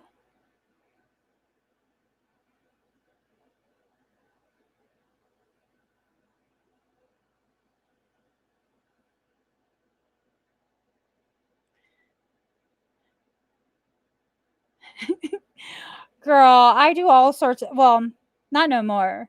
I used to do all sorts of stuff myself. I'd tell you guys what this light stick is, but I don't know. It was something that I had seen while I was shopping online. And I had put it in the shopping cart to check it out later because I had a session starting. And next thing you know, it just arrived a couple days later. I don't know what it is. Oh, okay. You have to make your children responsible. You can't treat them like children. You have to love them like children, but you can't treat them like children. You can't baby them. 3 and 4 years old is old enough to understand. So you're going to have to teach them from this point on, because by the time you're 5, your personality is formed. So if you let them get away with all kind of stuff right now, and I'm not saying be militant, I'm not saying be harsh with punishment. I'm saying speak to them the way you would a coworker. Excuse me, we're going to need to do this, okay? I kind of need your help to get this done. Well, if you're very strict, they'll learn to band together, which is good, but you'll always be the target. And that's not good. But at least they're learning to band together.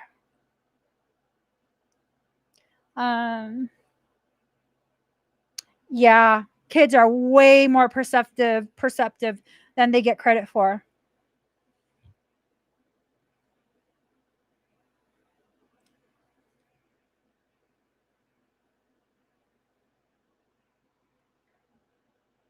Yeah, so don't lie to them, don't keep secrets from them. Let them know that you need their help to get things done. Not that you're at their mercy, but you need their help. That your job. It's your job to it's your job to guide them, and they don't have to agree with you, but they have to assist you because you're a team. I found what worked with my kids really, really nicely when they were very young. Things that I don't want them to do, I wouldn't say, you don't do that. I wouldn't be like, no, you don't do that. Because that's what most parents would do, right?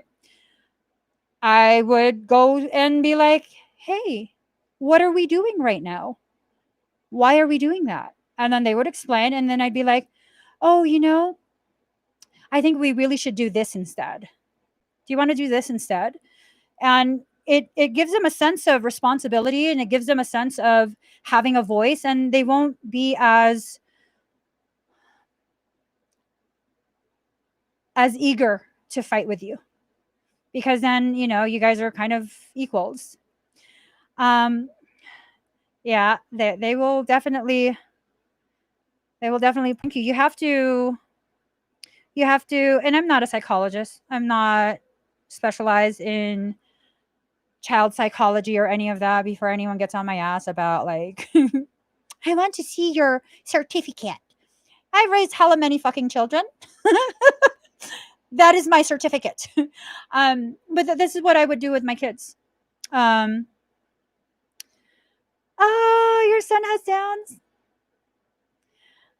That's sweet. That's super sweet. One of my really old friends, for my mom's funeral, I hadn't seen him in years. He was our roommate, my husband and I roommate for a little bit, and he came and he had brought all his kids with him, and his youngest has Downs. And this is my first time meeting him. And I was like, oh my God, I love you. Can I hold you? And he was just not impressed with me at all. And I was like, Henry, I want him to love me. And he was just like, oh, you got to play it cool. You're too easy. I was like, shit. I was totally trying to beg this child to let me hold him. And he was just like, nah, not right now. That's the look he gave me. I was just like, shit. He's like, yeah, you got to play hard to get a little bit. You got to make him earn it. I was like, why didn't you tell me that from the start? Because like 5 minutes, he was just looking at me like, don't give me to her, Dad. Because I think he was I want to say maybe he was like 2 or 3 years old. So he's still small enough to be carried everywhere. Oh, he was so sweet. He has like the sweetest energy. He never did come to me. I was like, I messed that up. I was too eager. I'm a total baby hog. So any parties, if someone I know has a child, just give me the baby. Just give me the baby. You go have fun, go drink, whatever you. I will be right here. I will take care of the baby. And whenever you're done, I will give the baby back to you. But I love children.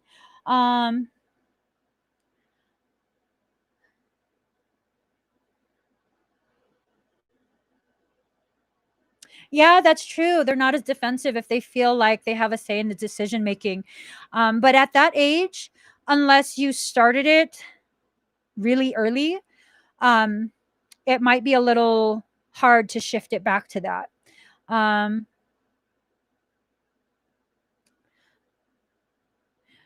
Sometimes they take too many decisions by their own. Do they understand causation and effect? When you choose this is the effect. Is it worth it? So, like, her and my kids, I don't tell them, um, well, the only thing I tell them at this point, hey, if you jump on my couch, you're going to break my couch. So long as you're treating that couch properly, it's our couch. But the moment you start abusing that couch, it's mine. So before, I wouldn't tell them, like, don't jump from the furniture, you're going to get hurt. I would see them climb on furniture, and I'd be like, have you thought about what might happen when you do that? And some people are like, you're fucking crazy. Why would you let him jump off the furniture? I'm not letting him jump off the furniture. I'm asking him, have you thought about what might happen if you do that?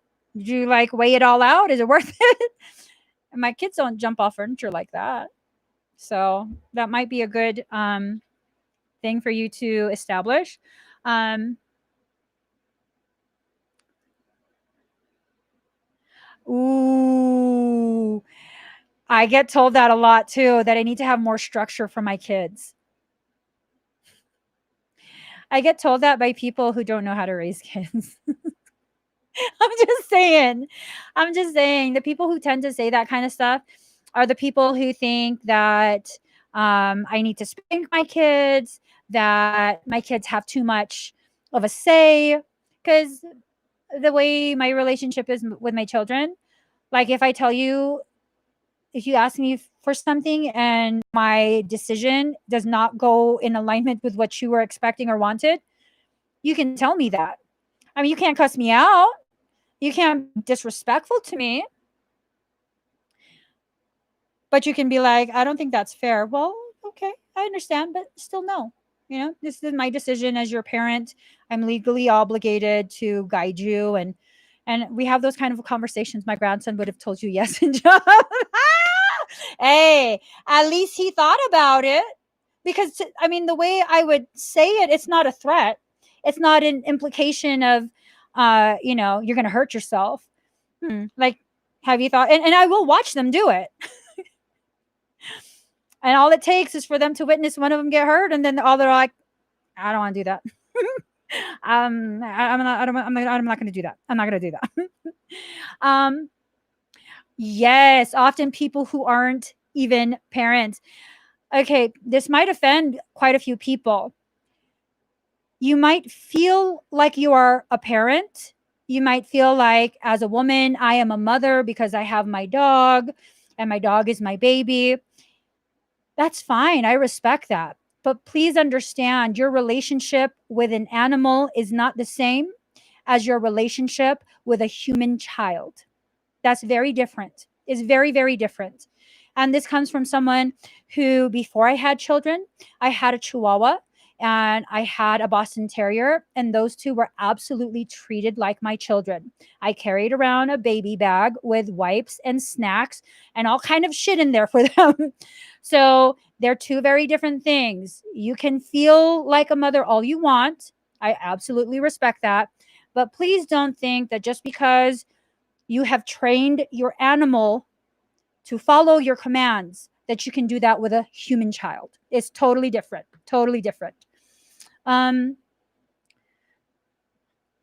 yes, babies absolutely mirror.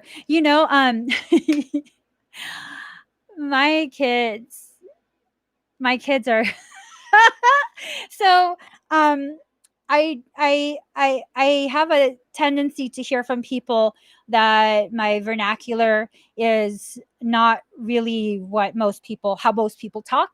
Um, I've been told more times than I care to remember that I tend to use words that are are much, I guess, bigger than what people normally would.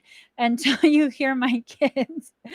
My youngest is playing Scribble Knots. It's some game on his iPad where they give you instructions or something like that.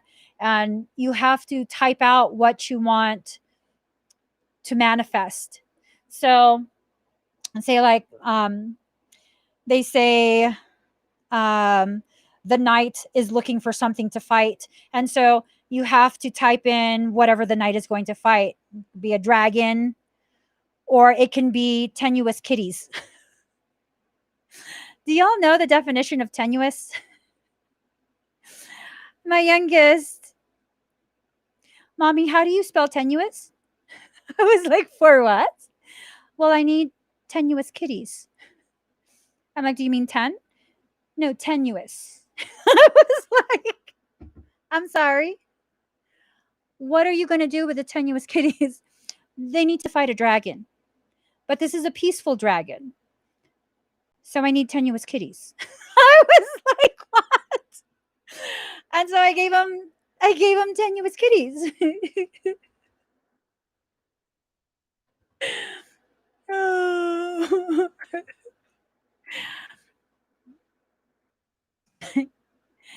Tenuous is an adjective defined as very weak or slight, very slender or fine, insubstantial.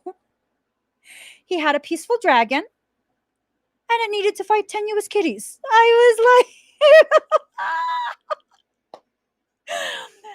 I love this. Oh my gosh. Not cautious. It's basically weak. A weakling. He wanted the dragon to fight weakling kitties because I mean regular kitties might hurt his baby dragon. I was just like mm-hmm.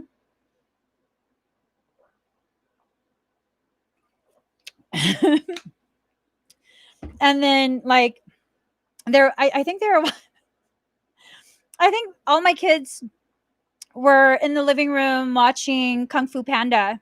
This was a while ago. They're watching Kung Fu Panda, and I'm listening to their conversation. No, I don't think he's the protagonist. I was like, what are you guys talking about? Well, we're discussing who's the protagonist in this animation. I was like, y'all, if you speak to your children like they're intelligent, they are. They'll completely understand what you're saying and they will use the same type of vernacular as you. Okay? Yes, tenuous kitties, not 10 US kitties. I was like, what do you need that for? My dragon is peaceful, mommy. I was like, well, why are you going to have them fight? Well, if they're tenuous kitties, they won't fight. They can't hurt him. I was like, that's right. That is right. Girl. Yeah, you just have to treat them the way you want them to behave. Children will only live up to what you expect them to be. If you expect your child to be misbehaved, if you expect your child to be a failure, then they will be. They absolutely will be. Same with adults. Same with adults. Ooh, Tania. Your grandbabies sound like that too. Oh my gosh, my kids are a hoot though. They're totally a hoot. Like they're just a hoot. I don't want to give away too many secrets because my children are sacred, and I don't like to put that on display. But I just had to share that stuff. Yeah, totally. Okay, guys, I think I'm gonna get going. Thank you so much for sharing my space. I'm gonna pull one card for all of us because I'm told to.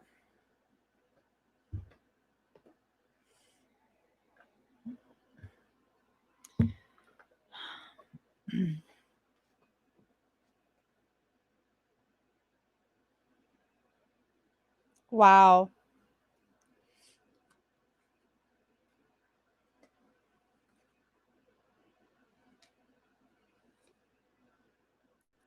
Wow.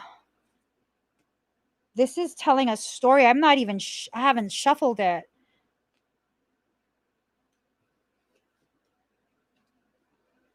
Okay. So let me just bring this back.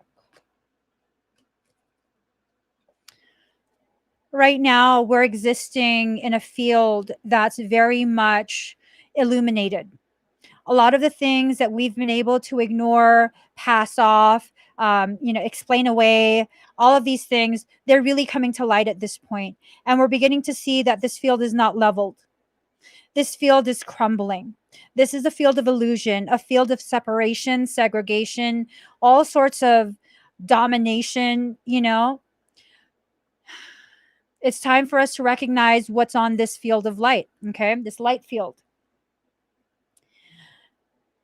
As we begin to allow ourselves to truly recognize what's going on with the world, we will begin to experience the breaking apart of all the things that we believed in, the breaking apart of the walls that have kept us separate, the breaking apart of the compartmentalization that all of us have been required to do in order to be functional adults in this life. Okay. In order to function properly in society, we are taught to compartmentalize. We are not allowed to talk about certain things. Other things, well, hell, that's too advanced. It's showing too many people the prospects of their own growth. So you're not allowed to talk about that or show it. This is the breaking apart that's happening.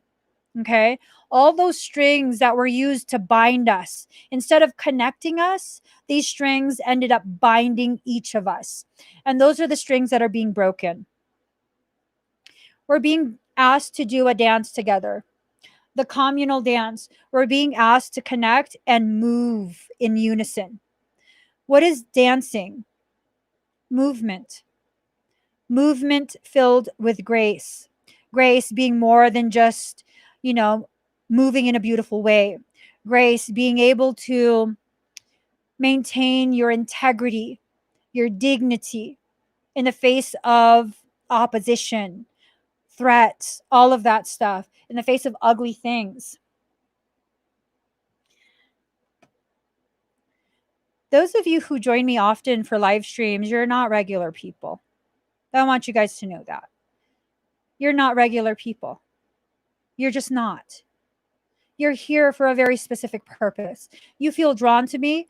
That's because I'm reflecting back to you what you're here to do, which is help shift consciousness. Okay. So we are guardians of the soul family. That's what we are. We are guardians, not just me, all of us. We are guardians of this soul family here on earth. We all came here together for a reason. It's not by chance that you are alive at this time here on live stream with me. It's not by chance. Okay. This is all perfect design. 3 to 1. So earlier today, I did a reading for Pisces. Okay. And the card for Grand Trine Blessing came up. And I don't know enough about astrology to be able to really understand what it means. So I went ahead and I called Alex from Unified Astrology and I asked him to explain this to me. And there was something in his explanation that helped me to understand what the message was. And it's that the trine is really based on its components. What is this made of? And these elements, these 3 elements that seem separate but aren't, are needing to come to one at this point. Okay. That is the body, the mind, and the soul. Those are the 3 components, primary components that you're made of at this time. They need to come together into one.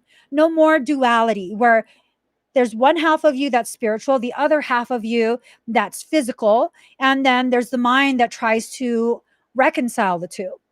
Bring it all together. You're not just light, you're not just dark.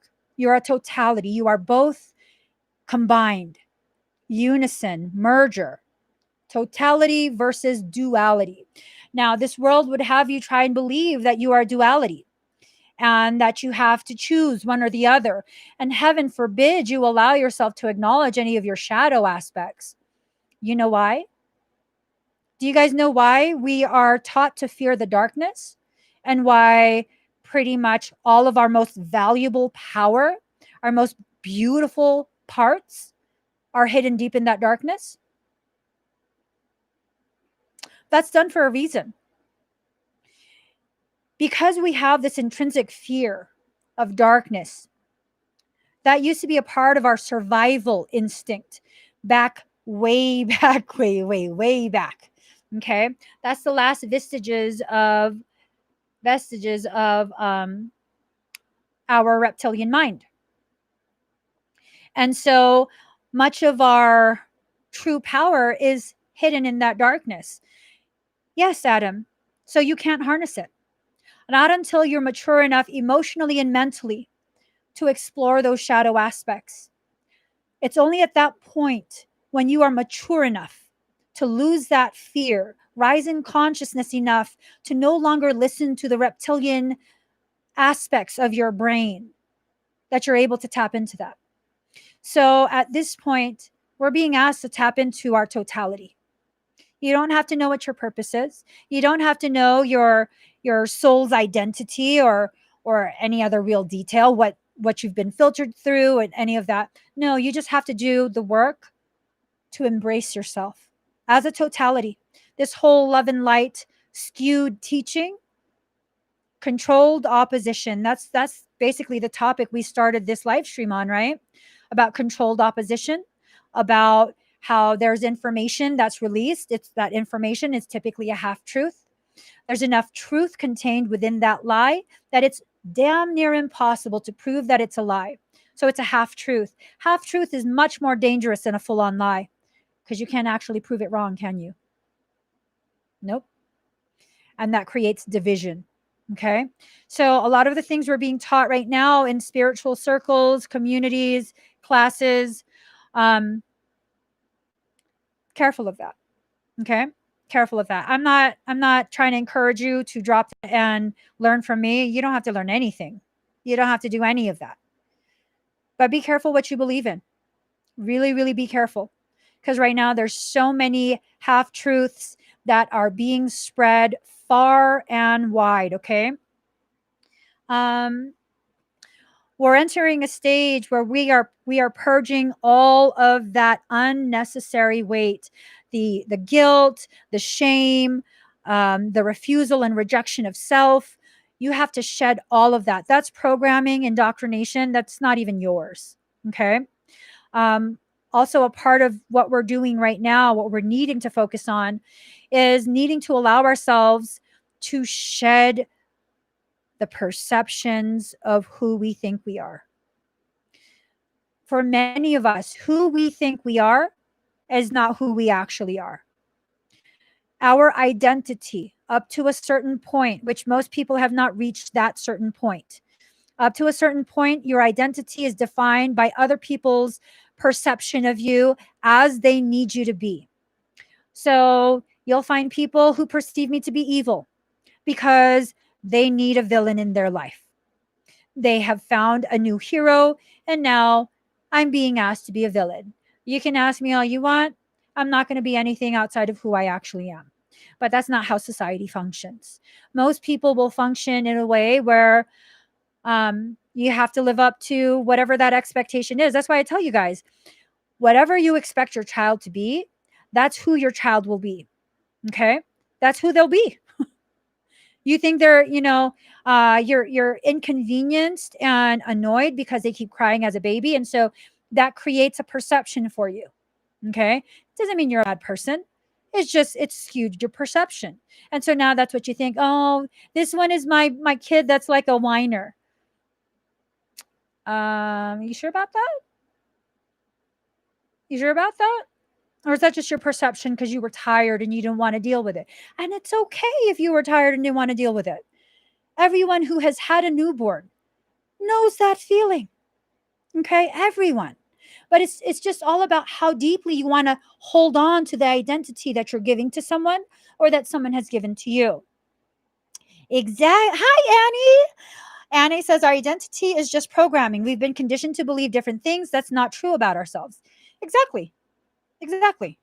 You know, um, if you want to continue to participate in that, you're free to do so. But just know, those of us who are rising, sweet soul rising, we're needing to release that because that's a density that can be allowed into higher levels of consciousness because of the density, not because it's bad, not because it's evil, not because it's some sort of failure or lack of progress. It's simply density.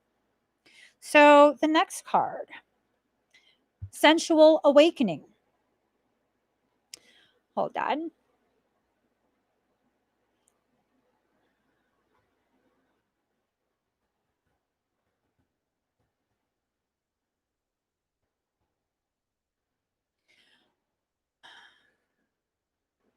Relating to or involving gratification of the senses and physical pleasure.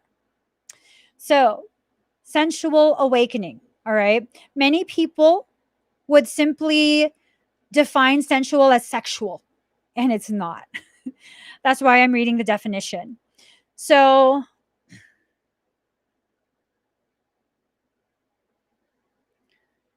the root of the word is about the senses. In late Latin, it was sensus, and then it became.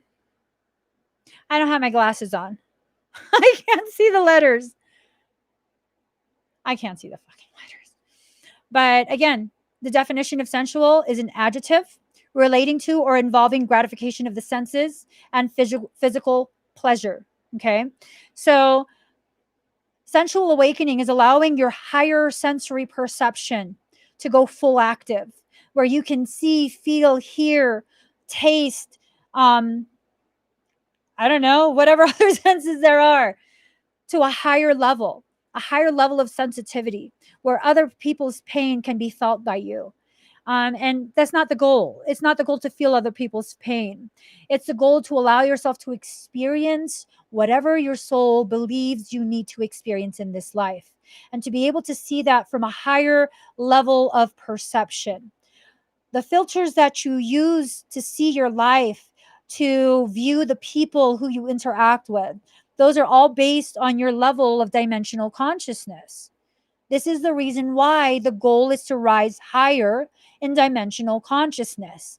It's not for some sort of badge of honor or how you're so much better and you've no. When you get to a higher level of dimensional consciousness, the need for that completely disappears. When you're truly woke, meaning fifth dimensional level of consciousness or higher, you are no longer trying to wake people up. Because once you enter that level of consciousness, you begin to pull back to you a level of Christ compassion, Christ level compassion, Christos, where you respect the sovereignty of another. You recognize your sovereignty, and you also recognize, respect, and uphold other people's sovereignty. This means a very clear knowing and acceptance that everyone will grow and blossom at their own time based on their own chosen details. So all of this talk about like, I'm so tired of having to wake people up. Who the fuck you think you is? Did, did you get assigned that job? Because that's not your job. I don't know whoever it is you listen to that made you think that that was your job, and you're now somehow like, focus on yourself. Focus on yourself. You're obviously not woke enough to understand yet. You must respect another person's sovereignty. There's nothing loving, spiritual, or intelligent about that. Like at all. There's it and see, it's not monk type energy. It's this release of our human need to label and create some sort of hierarchy and you know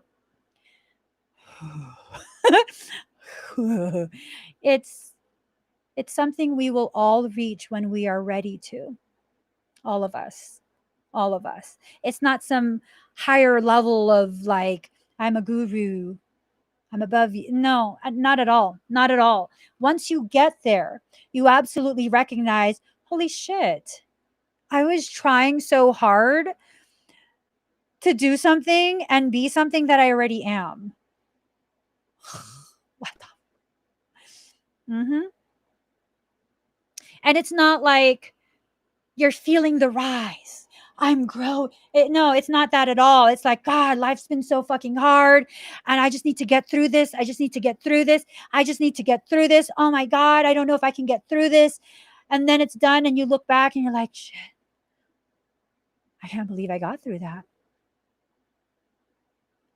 I wish I realized back then when that thing first started that it was really me just making it harder for myself because I was trying to do it the way people say I'm supposed to do it, when these people don't even know what it is that I need to do.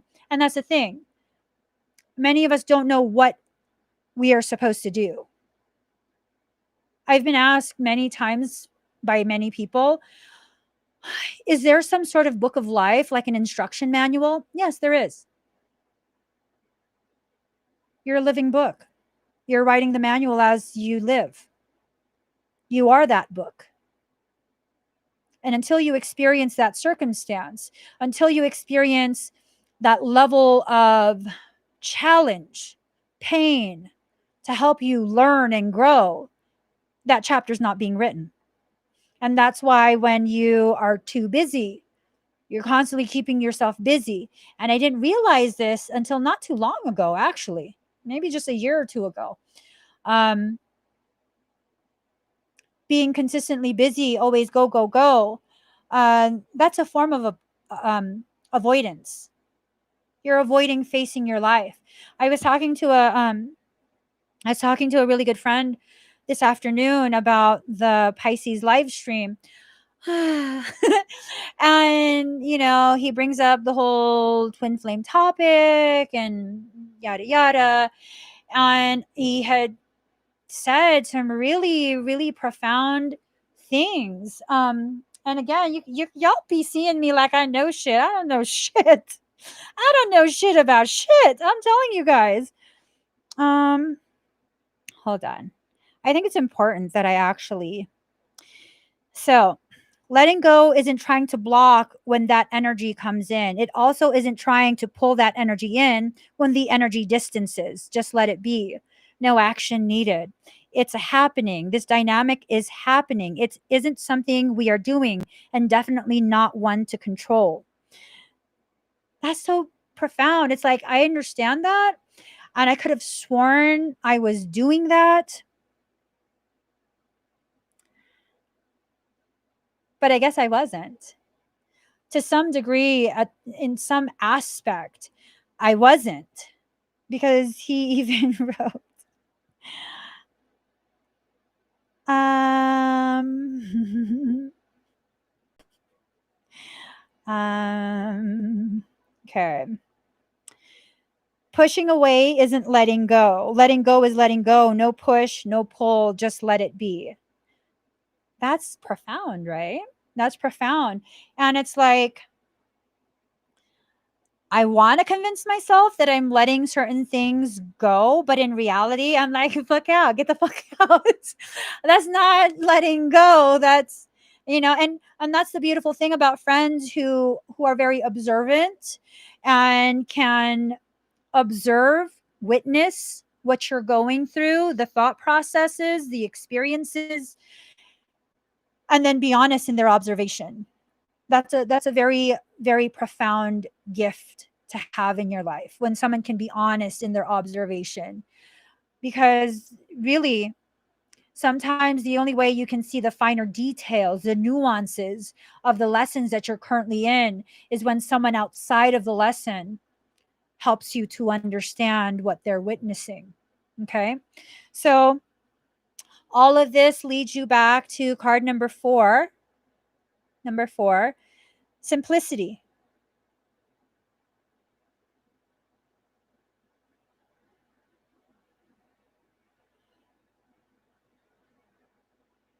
Wow.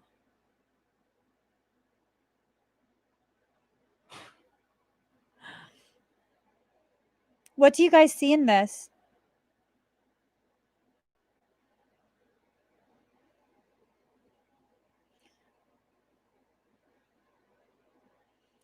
What do you guys see in this picture? No right or wrongs. Just curious what you see.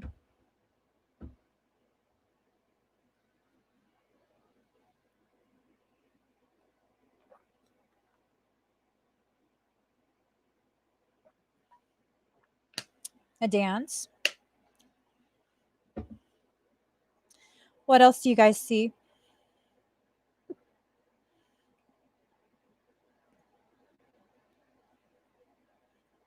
People are probably like, I don't see anything. I just see squiggly lines.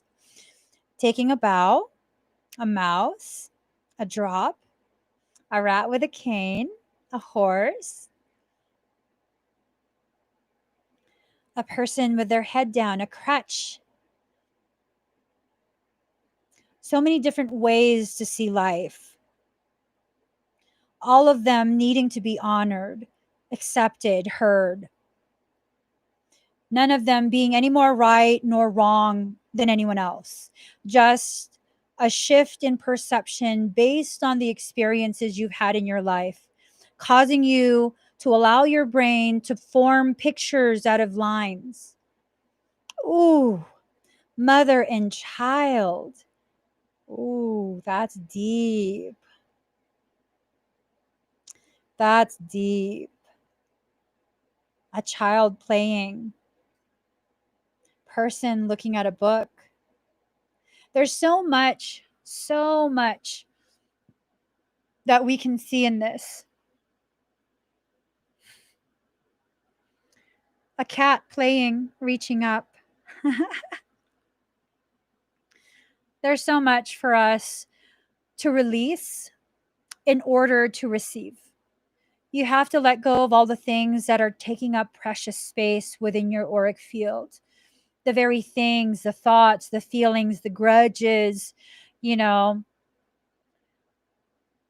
all of those things need to be assessed. They really, really do. Because so long as your field is overflowing with things from the past, there will be no space for new things for your future. It's just how it works. And some people might be like, well, creation is infinite. Yeah, but you're here in a fixed location within a fixed body and fixed mass, gray matter to process. You can say all you want that you are God, because there's a lot of people who like to say that because they have a shard of God consciousness within them, they are God. We're all gods. Okay, well, then if we're all gods, then God's not special. I'm just saying. I'm just saying, and I do believe we are all gods. But my perception of that statement is not that I'm somehow more elevated because I remember I'm God. No, it's a statement of we are all gods. Therefore, if I believe in God, if I have a love for this creator energy, and it's in every single one of us, and I must respect and protect the sanctity of your life because you are an expression of a God that I love. And if we were to allow ourselves to really begin to question and shift the way we define things, because if we're going to be honest, your definition of things are concepts that you were told to affix to a specific person, place, thing, memory, whatever it is. Whatever it is, you were told. Look at children who don't get to spend time with their parent. One of their parents is not in their life. Based on what the parent who is present says, based just solely on that, that is what will determine how that child will forever see the parent that's gone, the parent that's missing. Think on that. Think on that. We become a society where um, based on what we're told, that's what we believe. We are to believe that terrorists were able to commandeer airplanes and crash them into skyscrapers in New York, and that we know it was them because although that fire was hot enough to allegedly melt steel beams that were the supporting structure of skyscrapers, their passport in that airplane that they ran through the building survived. It was found on the ground level on top of all the rubble. That's some really stupid ass shit, you guys. And we're supposed to believe that, it's something in the Middle East. There's some witness over there that did it. And we need to teach them a lesson. We teach them America's strong. And let's go ahead and invade that region. It's not just one country, that whole region of the world. And as we do that, instead of gathering the evidence We go ahead and take all of that metal, ship it over to China, of all places, to China, to have it melted down and turned into scrap metal before any investigation can be started. Y'all believe that shit? Do you believe that shit? And that because those two towers came down, Building 7 also crashed. And I mean, nothing ran into Building 7. It was because it was too hot. But no other buildings around were affected. I'm sorry. If a skyscraper is going to crash, it's not going to free fall into its footprint. When a building free falls into its own footprint, that is called a controlled demolition. You put incendiaries on certain specific areas and you detonate floor by floor by floor. So it falls onto itself. And then the momentum is what breaks the rest of the floors beneath it. So the way you see life is 100% based on how you are told to see life. You want to be free? Change that. If you want to be truly free, ask questions. Ask questions and don't just accept any answers. You really want to be free? You really want to be elevated? Stop listening to bullshit. I'm just saying. Stop listening to bullshit stories like that don't really make sense. I'm looking at this video and I'm seeing explosions on the floor beneath. Down, down, down, down, boom, boom, boom, boom. And the building's free falling down into itself. This just don't make no fucking sense. I'm just saying, why would our government do that to us? Well, shit, they tested syphilis on us. Uh-huh. Absolutely. Yes. Absolutely. I look it up. I'm just saying, there's so many things that have been done to us. Members of our group, meaning all of us who are not part of that 1%.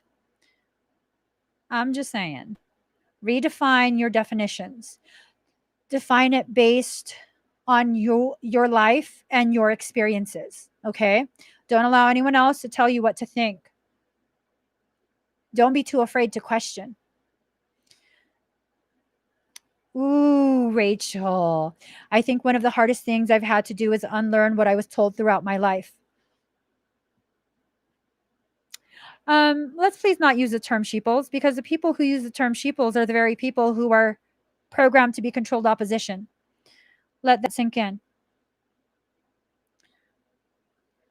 Let that sink in.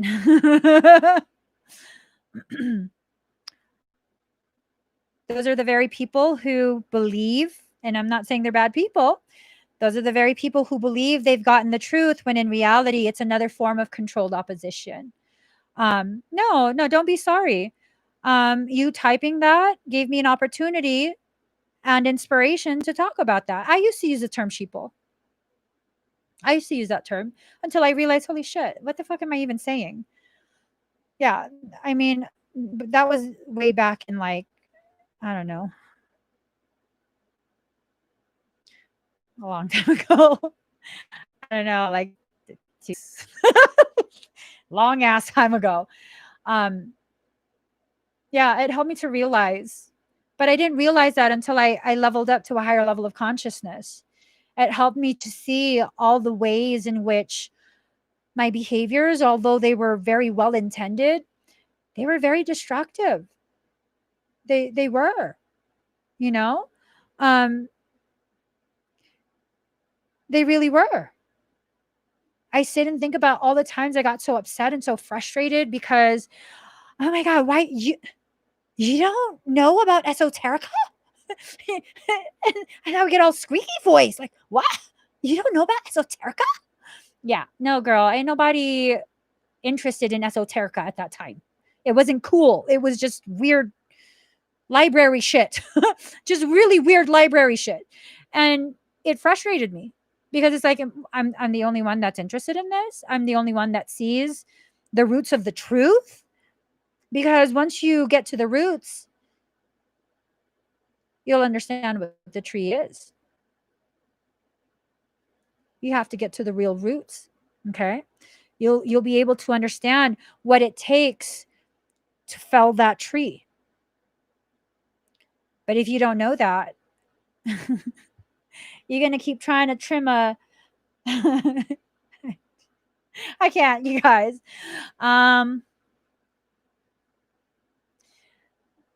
Yeah.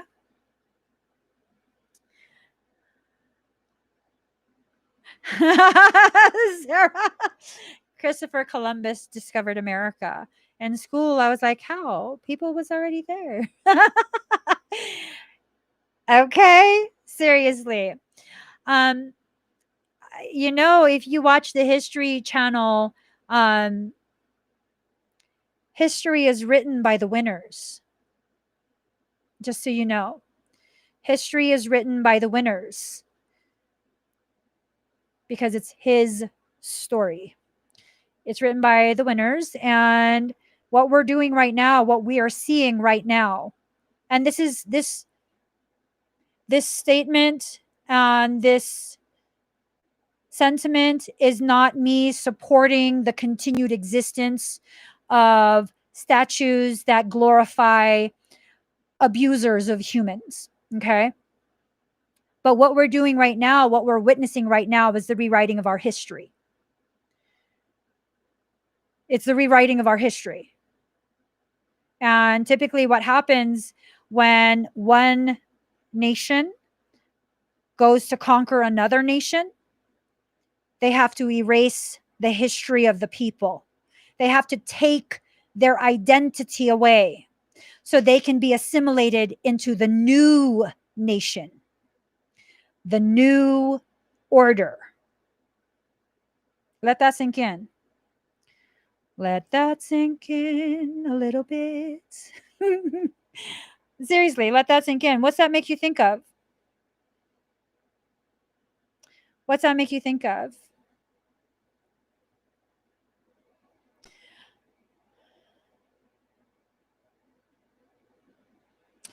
Yeah, a lot of people are experiencing depression, anxiety, all sorts of like mental and emotional instability.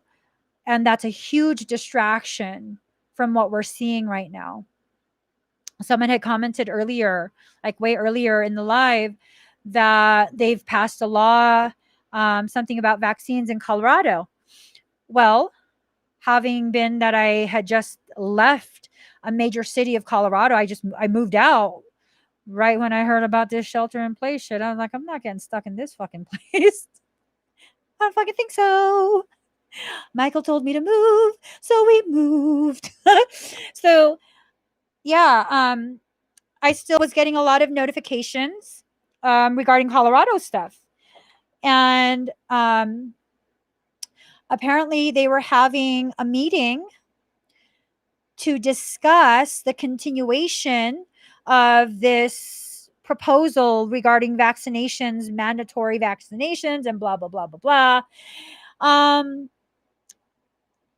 And if you wanted to oppose this, you had to be there. You had to go to that meeting. When have you ever known a government to have this type of meeting on a Sunday?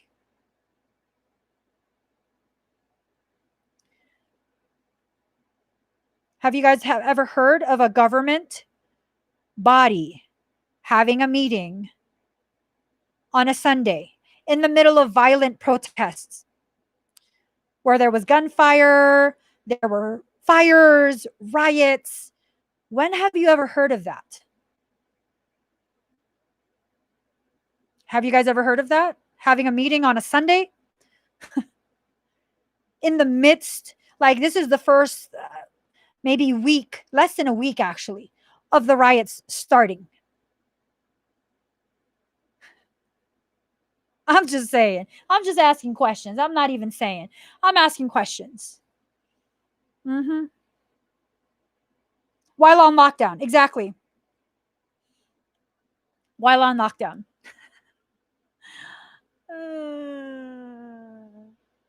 It was barely publicized. Barely publicized. They had the meeting in Denver. Yeah. I'm just saying, guys. I'm just saying. Which families are besides the Rothschilds forming the cabal? Rockefellers. I forget the names at this point. There's quite a few, and they're big names actually. Lots of firsts with this administration. Is it lots of firsts or is it elevated ballsiness? Because I think we need to really assess their behaviors. Um, a lot of times when there's like really tragic events that the whole nation gets affected by, they're in the background passing shit, and those things get um, largely ignored. Most people don't even know about it. Like the was it Pacific Trade Commission or something like that? Um, that was largely ignored. Most people were too busy talking about other things. I think because of the level of overreach at this point, I think more people are starting to pay attention. I definitely think that. So, what are the chances of this storyline happening in more than one country at the same time? Okay, same season. People are pissed off. They begin to riot and threaten government buildings. Um, the police don't do anything. They're instructed to kind of just stand around and look aggressive for the most part. And then we just wait for the government to call in the military. How many countries has that happened to in the past how many months? Obviously the US, pretty much every state. Well, no. Um, I'm neither Democrat nor Republican nor liberal nor political anything. Um, I'm seeing this primarily happen in Democrat states, Democratic states. Okay. So I don't even want to fucking get into that. Like, that's the most annoying shit that I see when people are like, oh, you're a Trump supporter. Oh, you're a fucking idiot. I don't even support Trump, but you're an idiot. Trump is just a face. He's just a face. I'm not trying to defend Trump. I'm like, get real. Get real here. You look at the stuff that's happened in other. I don't want to get into this. I don't want to get into this. But I am seeing quite a bit of information trickling out regarding how the Obama administration actually funded, meaning the money you gave, this is your money. This money they took from you by way of taxes was paid to someone else to research COVID, not to find a cure, but to make it more virulent. How nasty can we make this? How can we weaponize this? I look up into this shit yourself, okay? And yeah. And y'all want to blame China? Oh my God. I mean, I'm just saying. I'm just saying. We got our fucking fingers in everything. I'm just saying. Lately, I haven't heard too much griping. Yeah. It's FUBAR. Are you military, Trent? Oh my God. Anyways, it's absolutely FUBAR. um, I haven't really heard too many people griping um, recently about, about how like people on welfare and food stamps are just lazy and blah blah blah blah blah. Whew. Y'all, people were complaining about people getting free food and like but you ain't got no problem with us sending billions of aid to other countries that bully other countries. I don't know. Do you not know about that? This is not anti Semitic. This is about country and country. The US gives Israel quite a bit of money. And from what I was seeing for many years now, you need to be aware of the things that Israel, the government, was doing to their neighbors in Syria and Palestine. You need to be very aware of that shit before you start being pissed off that babies can be fed by parents who don't have the means to feed their babies. They need to be pissed off about the murdering of babies overseas. I'm just saying, people's perception is so skewed. I'm so glad that conversation stopped. And you know why that stopped? You know why that conversation stopped? Because everyone's businesses have been tanked by the very government that's been stealing your money. I'm just saying. I'm just saying. Yes, she said it. Hive mind activated. They all follow the leader. I'm just this is why I cannot take this life too seriously because none of it makes sense to me. Absolutely none of it. Um none of it. And if you think that this government would never do that, I ask you to remember what they did with the Native Americans who, oh, that's a vein. Oh, shit. Yeah, I'm getting too caught up. That's a vein. That's definitely a vein. Calm down. Calm down. Release the clench. Calm down. I thought it was a bug on me. It's a vein. Anyways, um, you need to look at all the lies. Their land was taken. Many of the First Nation tribes are not even recognized. So there's this common misperception that, oh, you're native, the government gives you money every month. Please don't be so asinine. Many of these tribes are not recognized, meaning if you're not recognized by the government, they're not giving you no money. Okay? They're not giving you money. So we went grocery shopping, and when it came time to check out, the cashier asks me, "Would you like to make a $1 donation to the Navajo Nation?" And I was like, "For what?" Y'all have heard of the Navajos, right? That's a pretty big nation.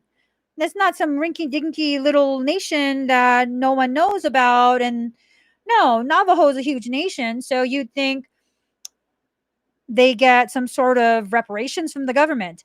So I asked him, what do they need a donation for?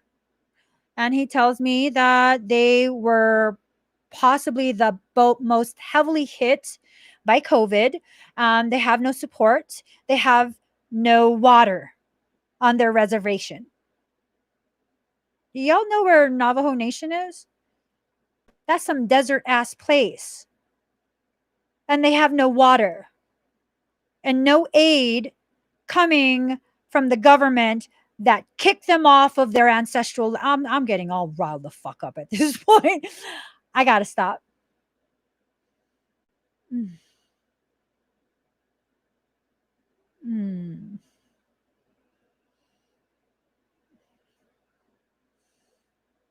I just gotta stop. Two of the types of lives I came into two types of lives very often, quite a bit. Native, First Nation people, and Black.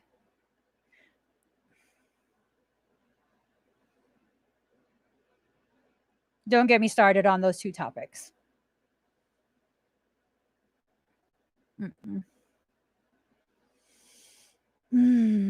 Don't get me started on those two topics. Because although I'm not that in this life, they very much still are my people. Don't get me started on that shit. Like, like, both veins are popping out at this point. There's like so many shit that I could say, so many things that I could say to really just. Mm-mm, mm-mm. This is a good point to call it a night. I can't. I can't get started on it because that's a rage that I can't harness in a productive way. That's a rage that is just rage. And if you can't harness your rage in a productive way and focus it like a laser for precise work, then there's no purpose. None. And to be honest, if I'm going to really, really be honest, um, people would say those are things that happened in the past, which I absolutely can agree with that. Those are things that happened in the past. Stop trying to bring it up like it's still here in the present. Um, in the past, while blacks were still enslaved, working on plantations, being heavily abused, legally abused, murdered, um, treated like property, they at least had this sort of camaraderie, like we were a people. This was a shitty lot that we got in life, but we got each other. We support each other. We've got each other because that's all we got. All we got's each other. And you look now, physically, you're no longer a slave. Um, Emotionally and mentally, absolutely. Absolutely. And what makes it worse now is that you don't even have that camaraderie anymore. It's just different now. I don't know if what I'm saying makes sense, but way back when there was this simplicity to life and an easier connection, people were able to connect with each other. Now you kind of just on your own. You got to figure yourself out. You're on your own. No one's there. And if you don't behave within the confines of the roles you're told you're supposed to play, which, let's be honest, every ethnicity has a role they're supposed to play in this life. In society, every single ethnicity is to play a role. Mm-hmm. Asian ethnicities, you're supposed to be passive. You're supposed to be, easily bullied and like, you're just really smart, bookworm, nerdy. Yeah, the men are emasculated. And I don't know about y'all. I don't know what kind of Asians you hang with, but some of the most machismo, aggressive, can back up that verbal aggression. Most of the Asians I know, Asian males are like that. I don't know where you guys are getting that shit from. Yeah. Yep. Yes. Even the family unit, the family has been fractured. It's hard. This world sucks.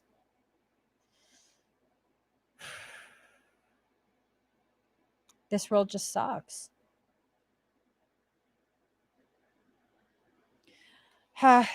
Okay, guys.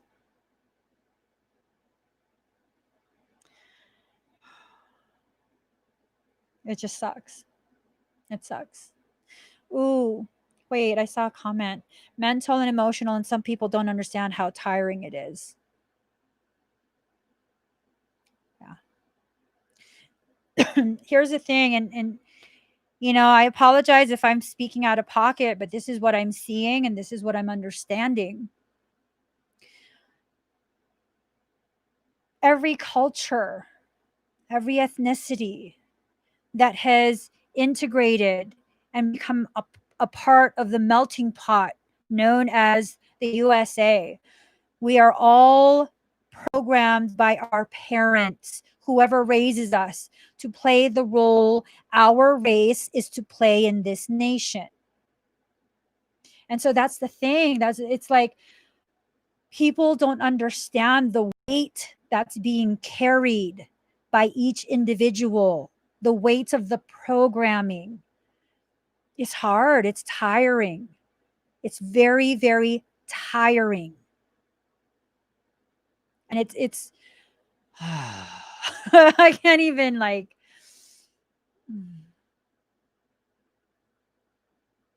it's something we need to change within our own subcultures, because this is a part of the American culture.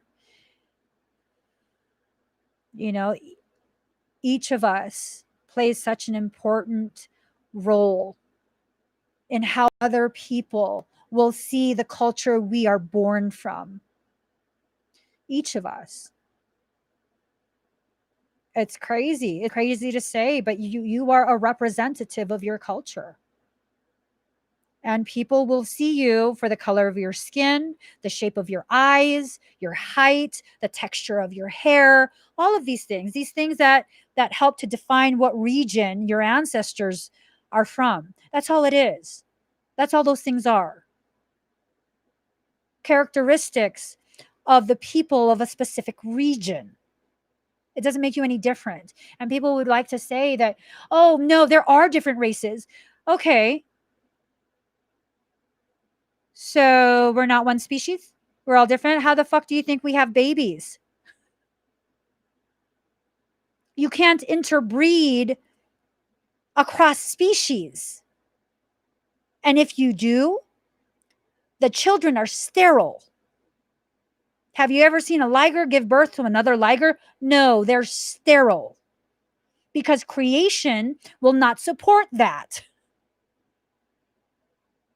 The fact that we can have mixed children shows that we are one people. That fact shows you.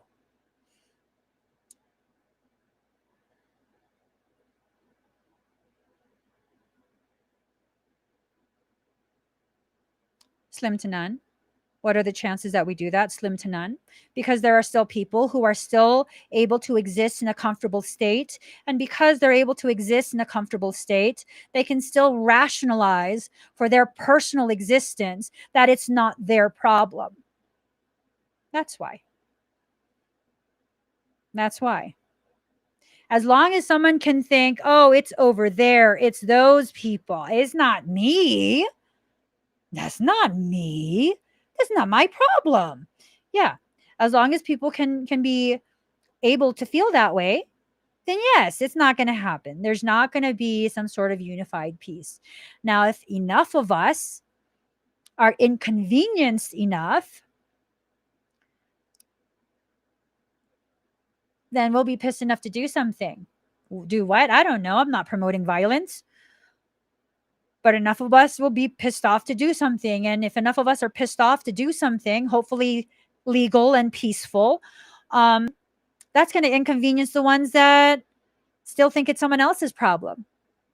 And that's how we affect change. That's absolutely how we affect change. Is there a better way? Absolutely. There is many better ways. Will we choose those better ways? Not until enough of us are inconvenienced to the point where we can inconvenience those who don't care.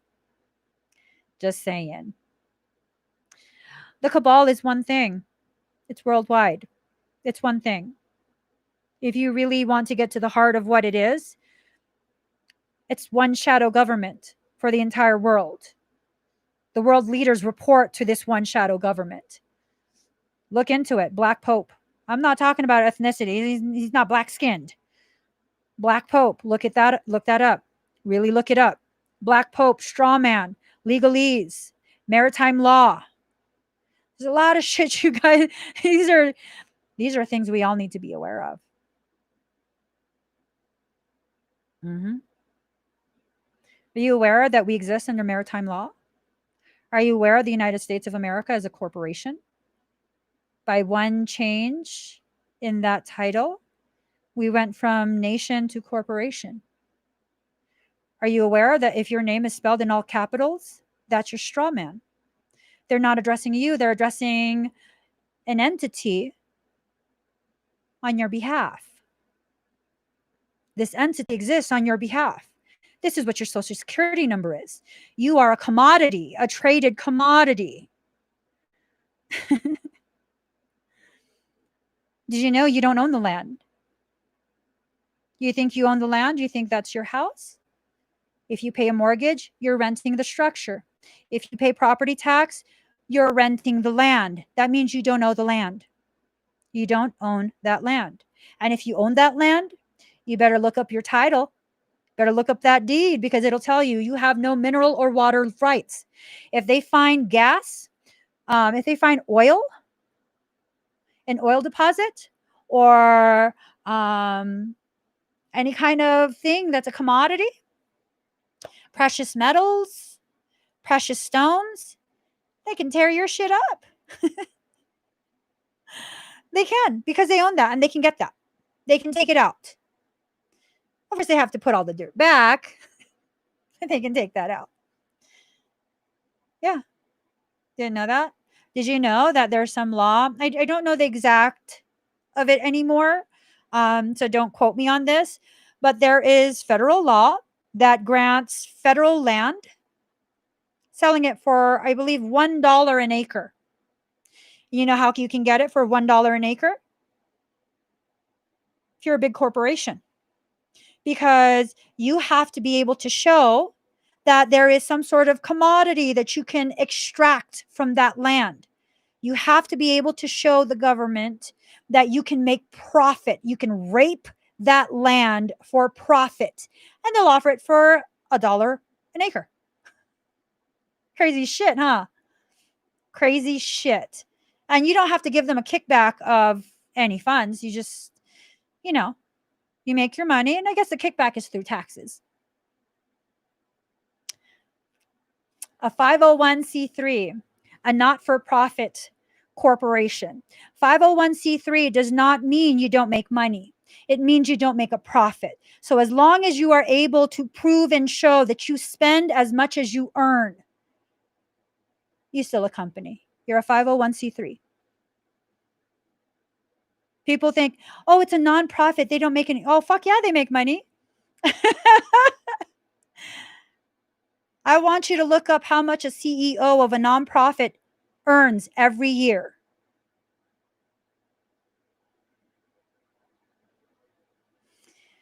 Water is the new oil. Yes, a lot of states are now banning rainwater collection because, again, you have no water rights.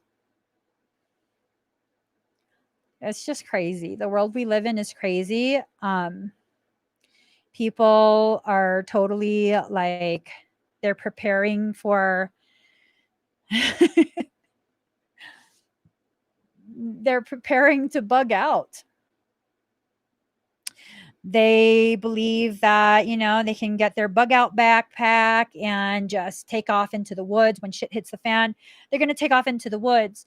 Where are you going to go? Where are you going to run to? There's nowhere to run to.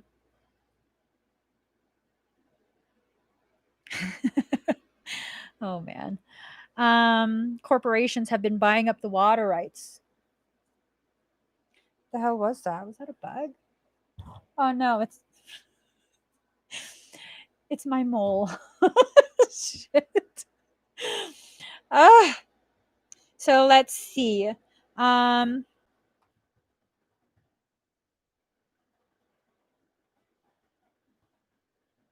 Okay. Oh, shit. Are you kidding me? Okay, these are 501c3 companies, okay? The CEO of Dignity Health for 2020, his name is Lloyd H. Dean. His salary for 2020, $8,712,814. Let that sink in. That's a nonprofit organization. The next one, Kaiser Foundation Health Plan Inc., Bernard Tyson. His salary as CEO of that nonprofit, 501c3, $8,529,498 for the year of 2020. Mm-hmm. That's some shit. Ah,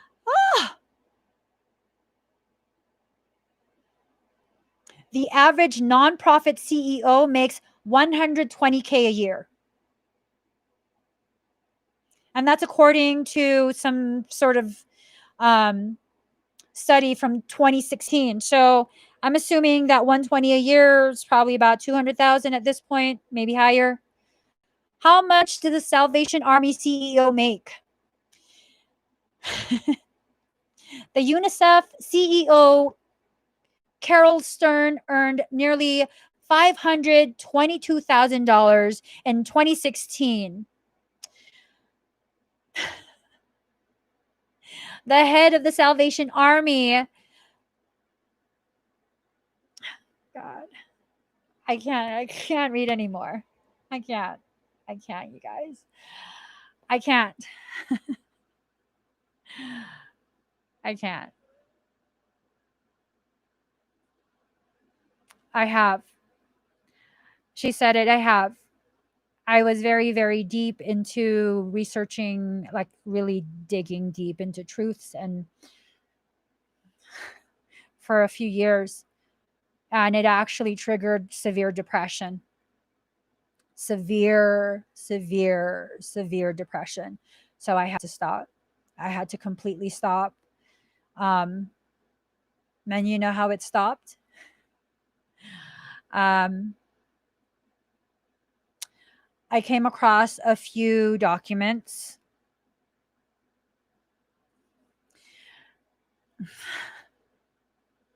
Let this sink in, okay? I came across a few documents. This was in, I want to say 2012 or 2013. I want to say it was 2013.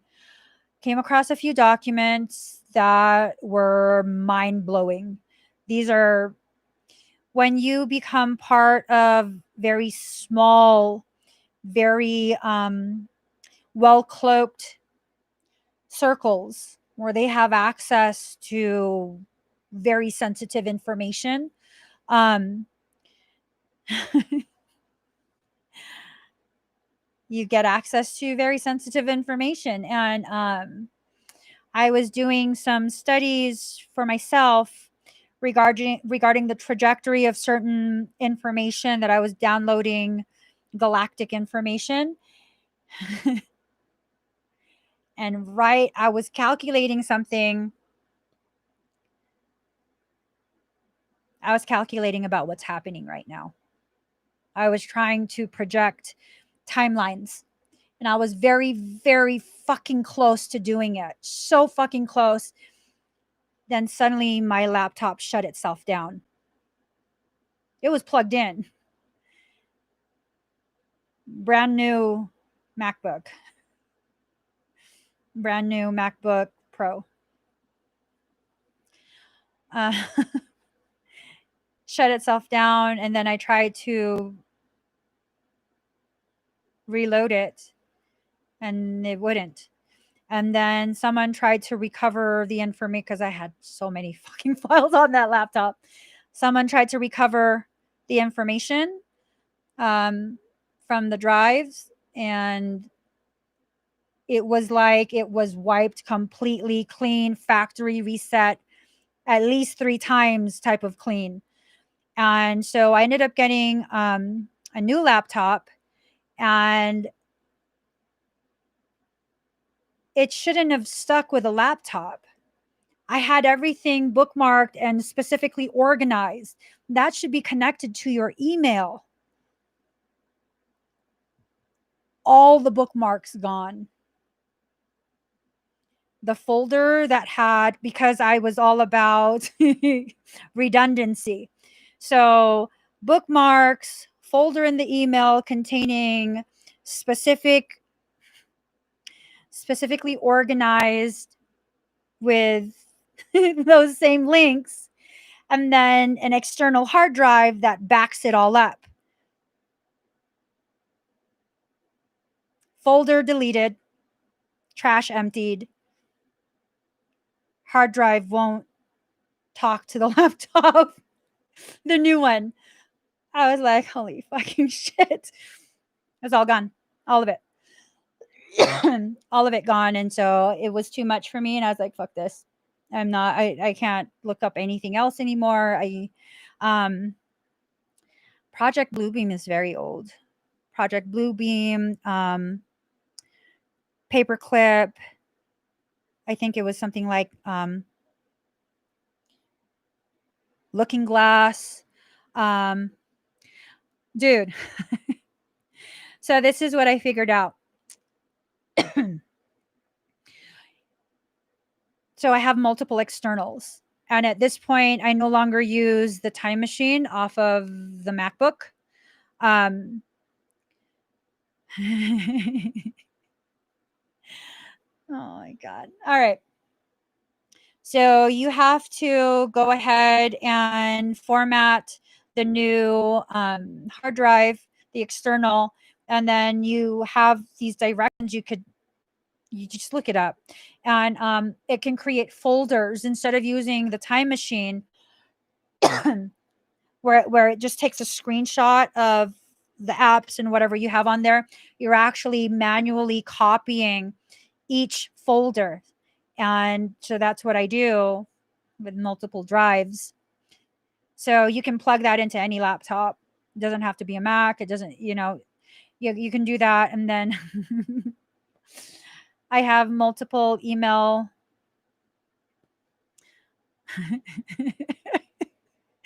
Level of my fucking paranoia. So I go ahead and I copy and paste the information that was intriguing with the link. I send it to an external email that's not connected to my primary.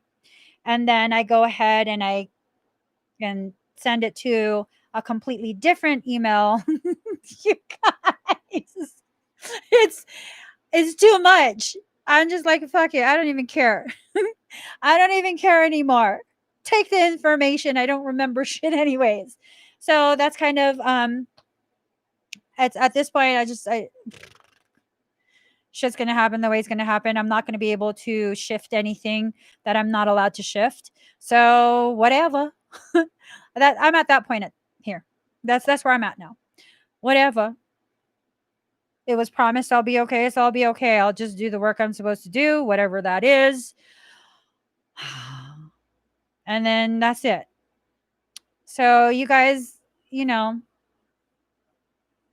thank you, Crystal. She said, say no more. It's a lot, right? It's a lot. The level of my the level of my thoroughness is intense. But like really at this point I don't look into anything anymore. I don't look into anything anymore because it's just too much. It's too much. There's some I haven't been on his website in a while, so I don't know if he's been infiltrated. A couple that I really a while, like years ago, early 2000s, I was really deep in like, oh, he posted a new he posted something new. I gotta read that shit. I gotta get home. I gotta read it. It was Alex Jones, which fucking full of shit at this point, and Mike Adams, Natural News. They used to have some amazing content. I'm so Mike Jones, no, not Mike Jones, Alex Jones. Mike Jones is a character, right? Mike Jones. Okay. Anyways, Alex Jones, I don't like him much either at this point. If you want to watch him, perfectly fine. But I did. It's my personal opinion, and I have nothing to back it up. So it's really just my personal opinion. I feel like he was infiltrated and became controlled opposition. And then after that, I just didn't listen or talk, not listen, not talk. I mean, I didn't listen or watch anything anymore. I was just like, forget it. And recently, because I've been subscribed to Natural News for a while, years. I used to love all the content he used to put of like natural ways to support your health, your immune system. It's beautiful. And then now he's fucking fear porn, Mr. Fear porn. I'm like, you're this is disgusting, bruh. So yeah. I don't really watch Joe Rogan. The few things that I've watched or listened to, is interesting. I've never really been one to watch him regularly. Um, Another one that I used to really visit quite a bit, but it takes a discerning eye because he posts quite a bit of stuff. Rents.com. Let's see what he has now. Let's see.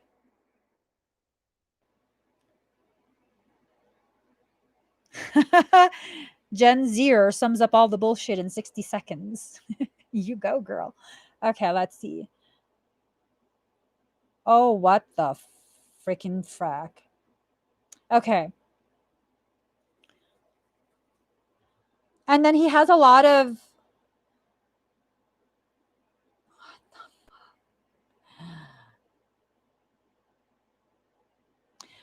What is going on here?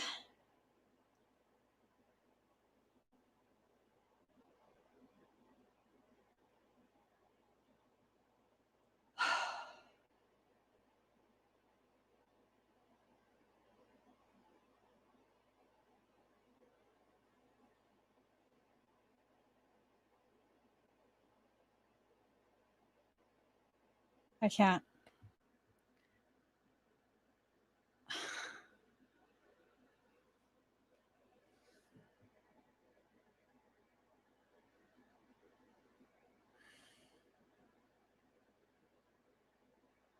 What the fuck is wrong with this world?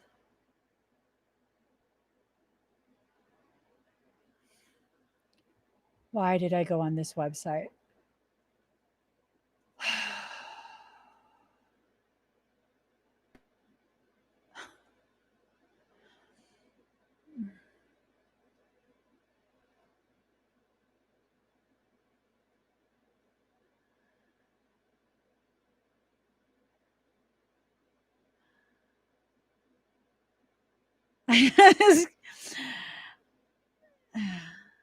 I'm not reading anything.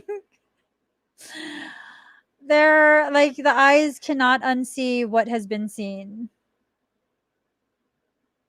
Yeah, no, I'm disgusted. I like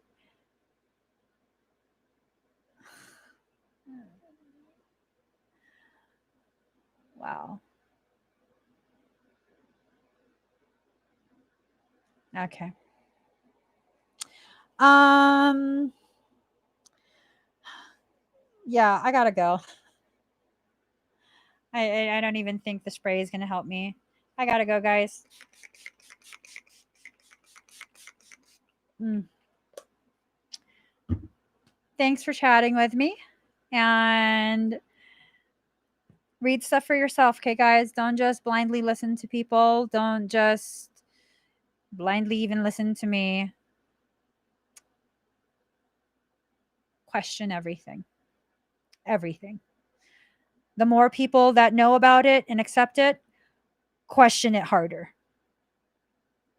Question it harder. So, love you guys.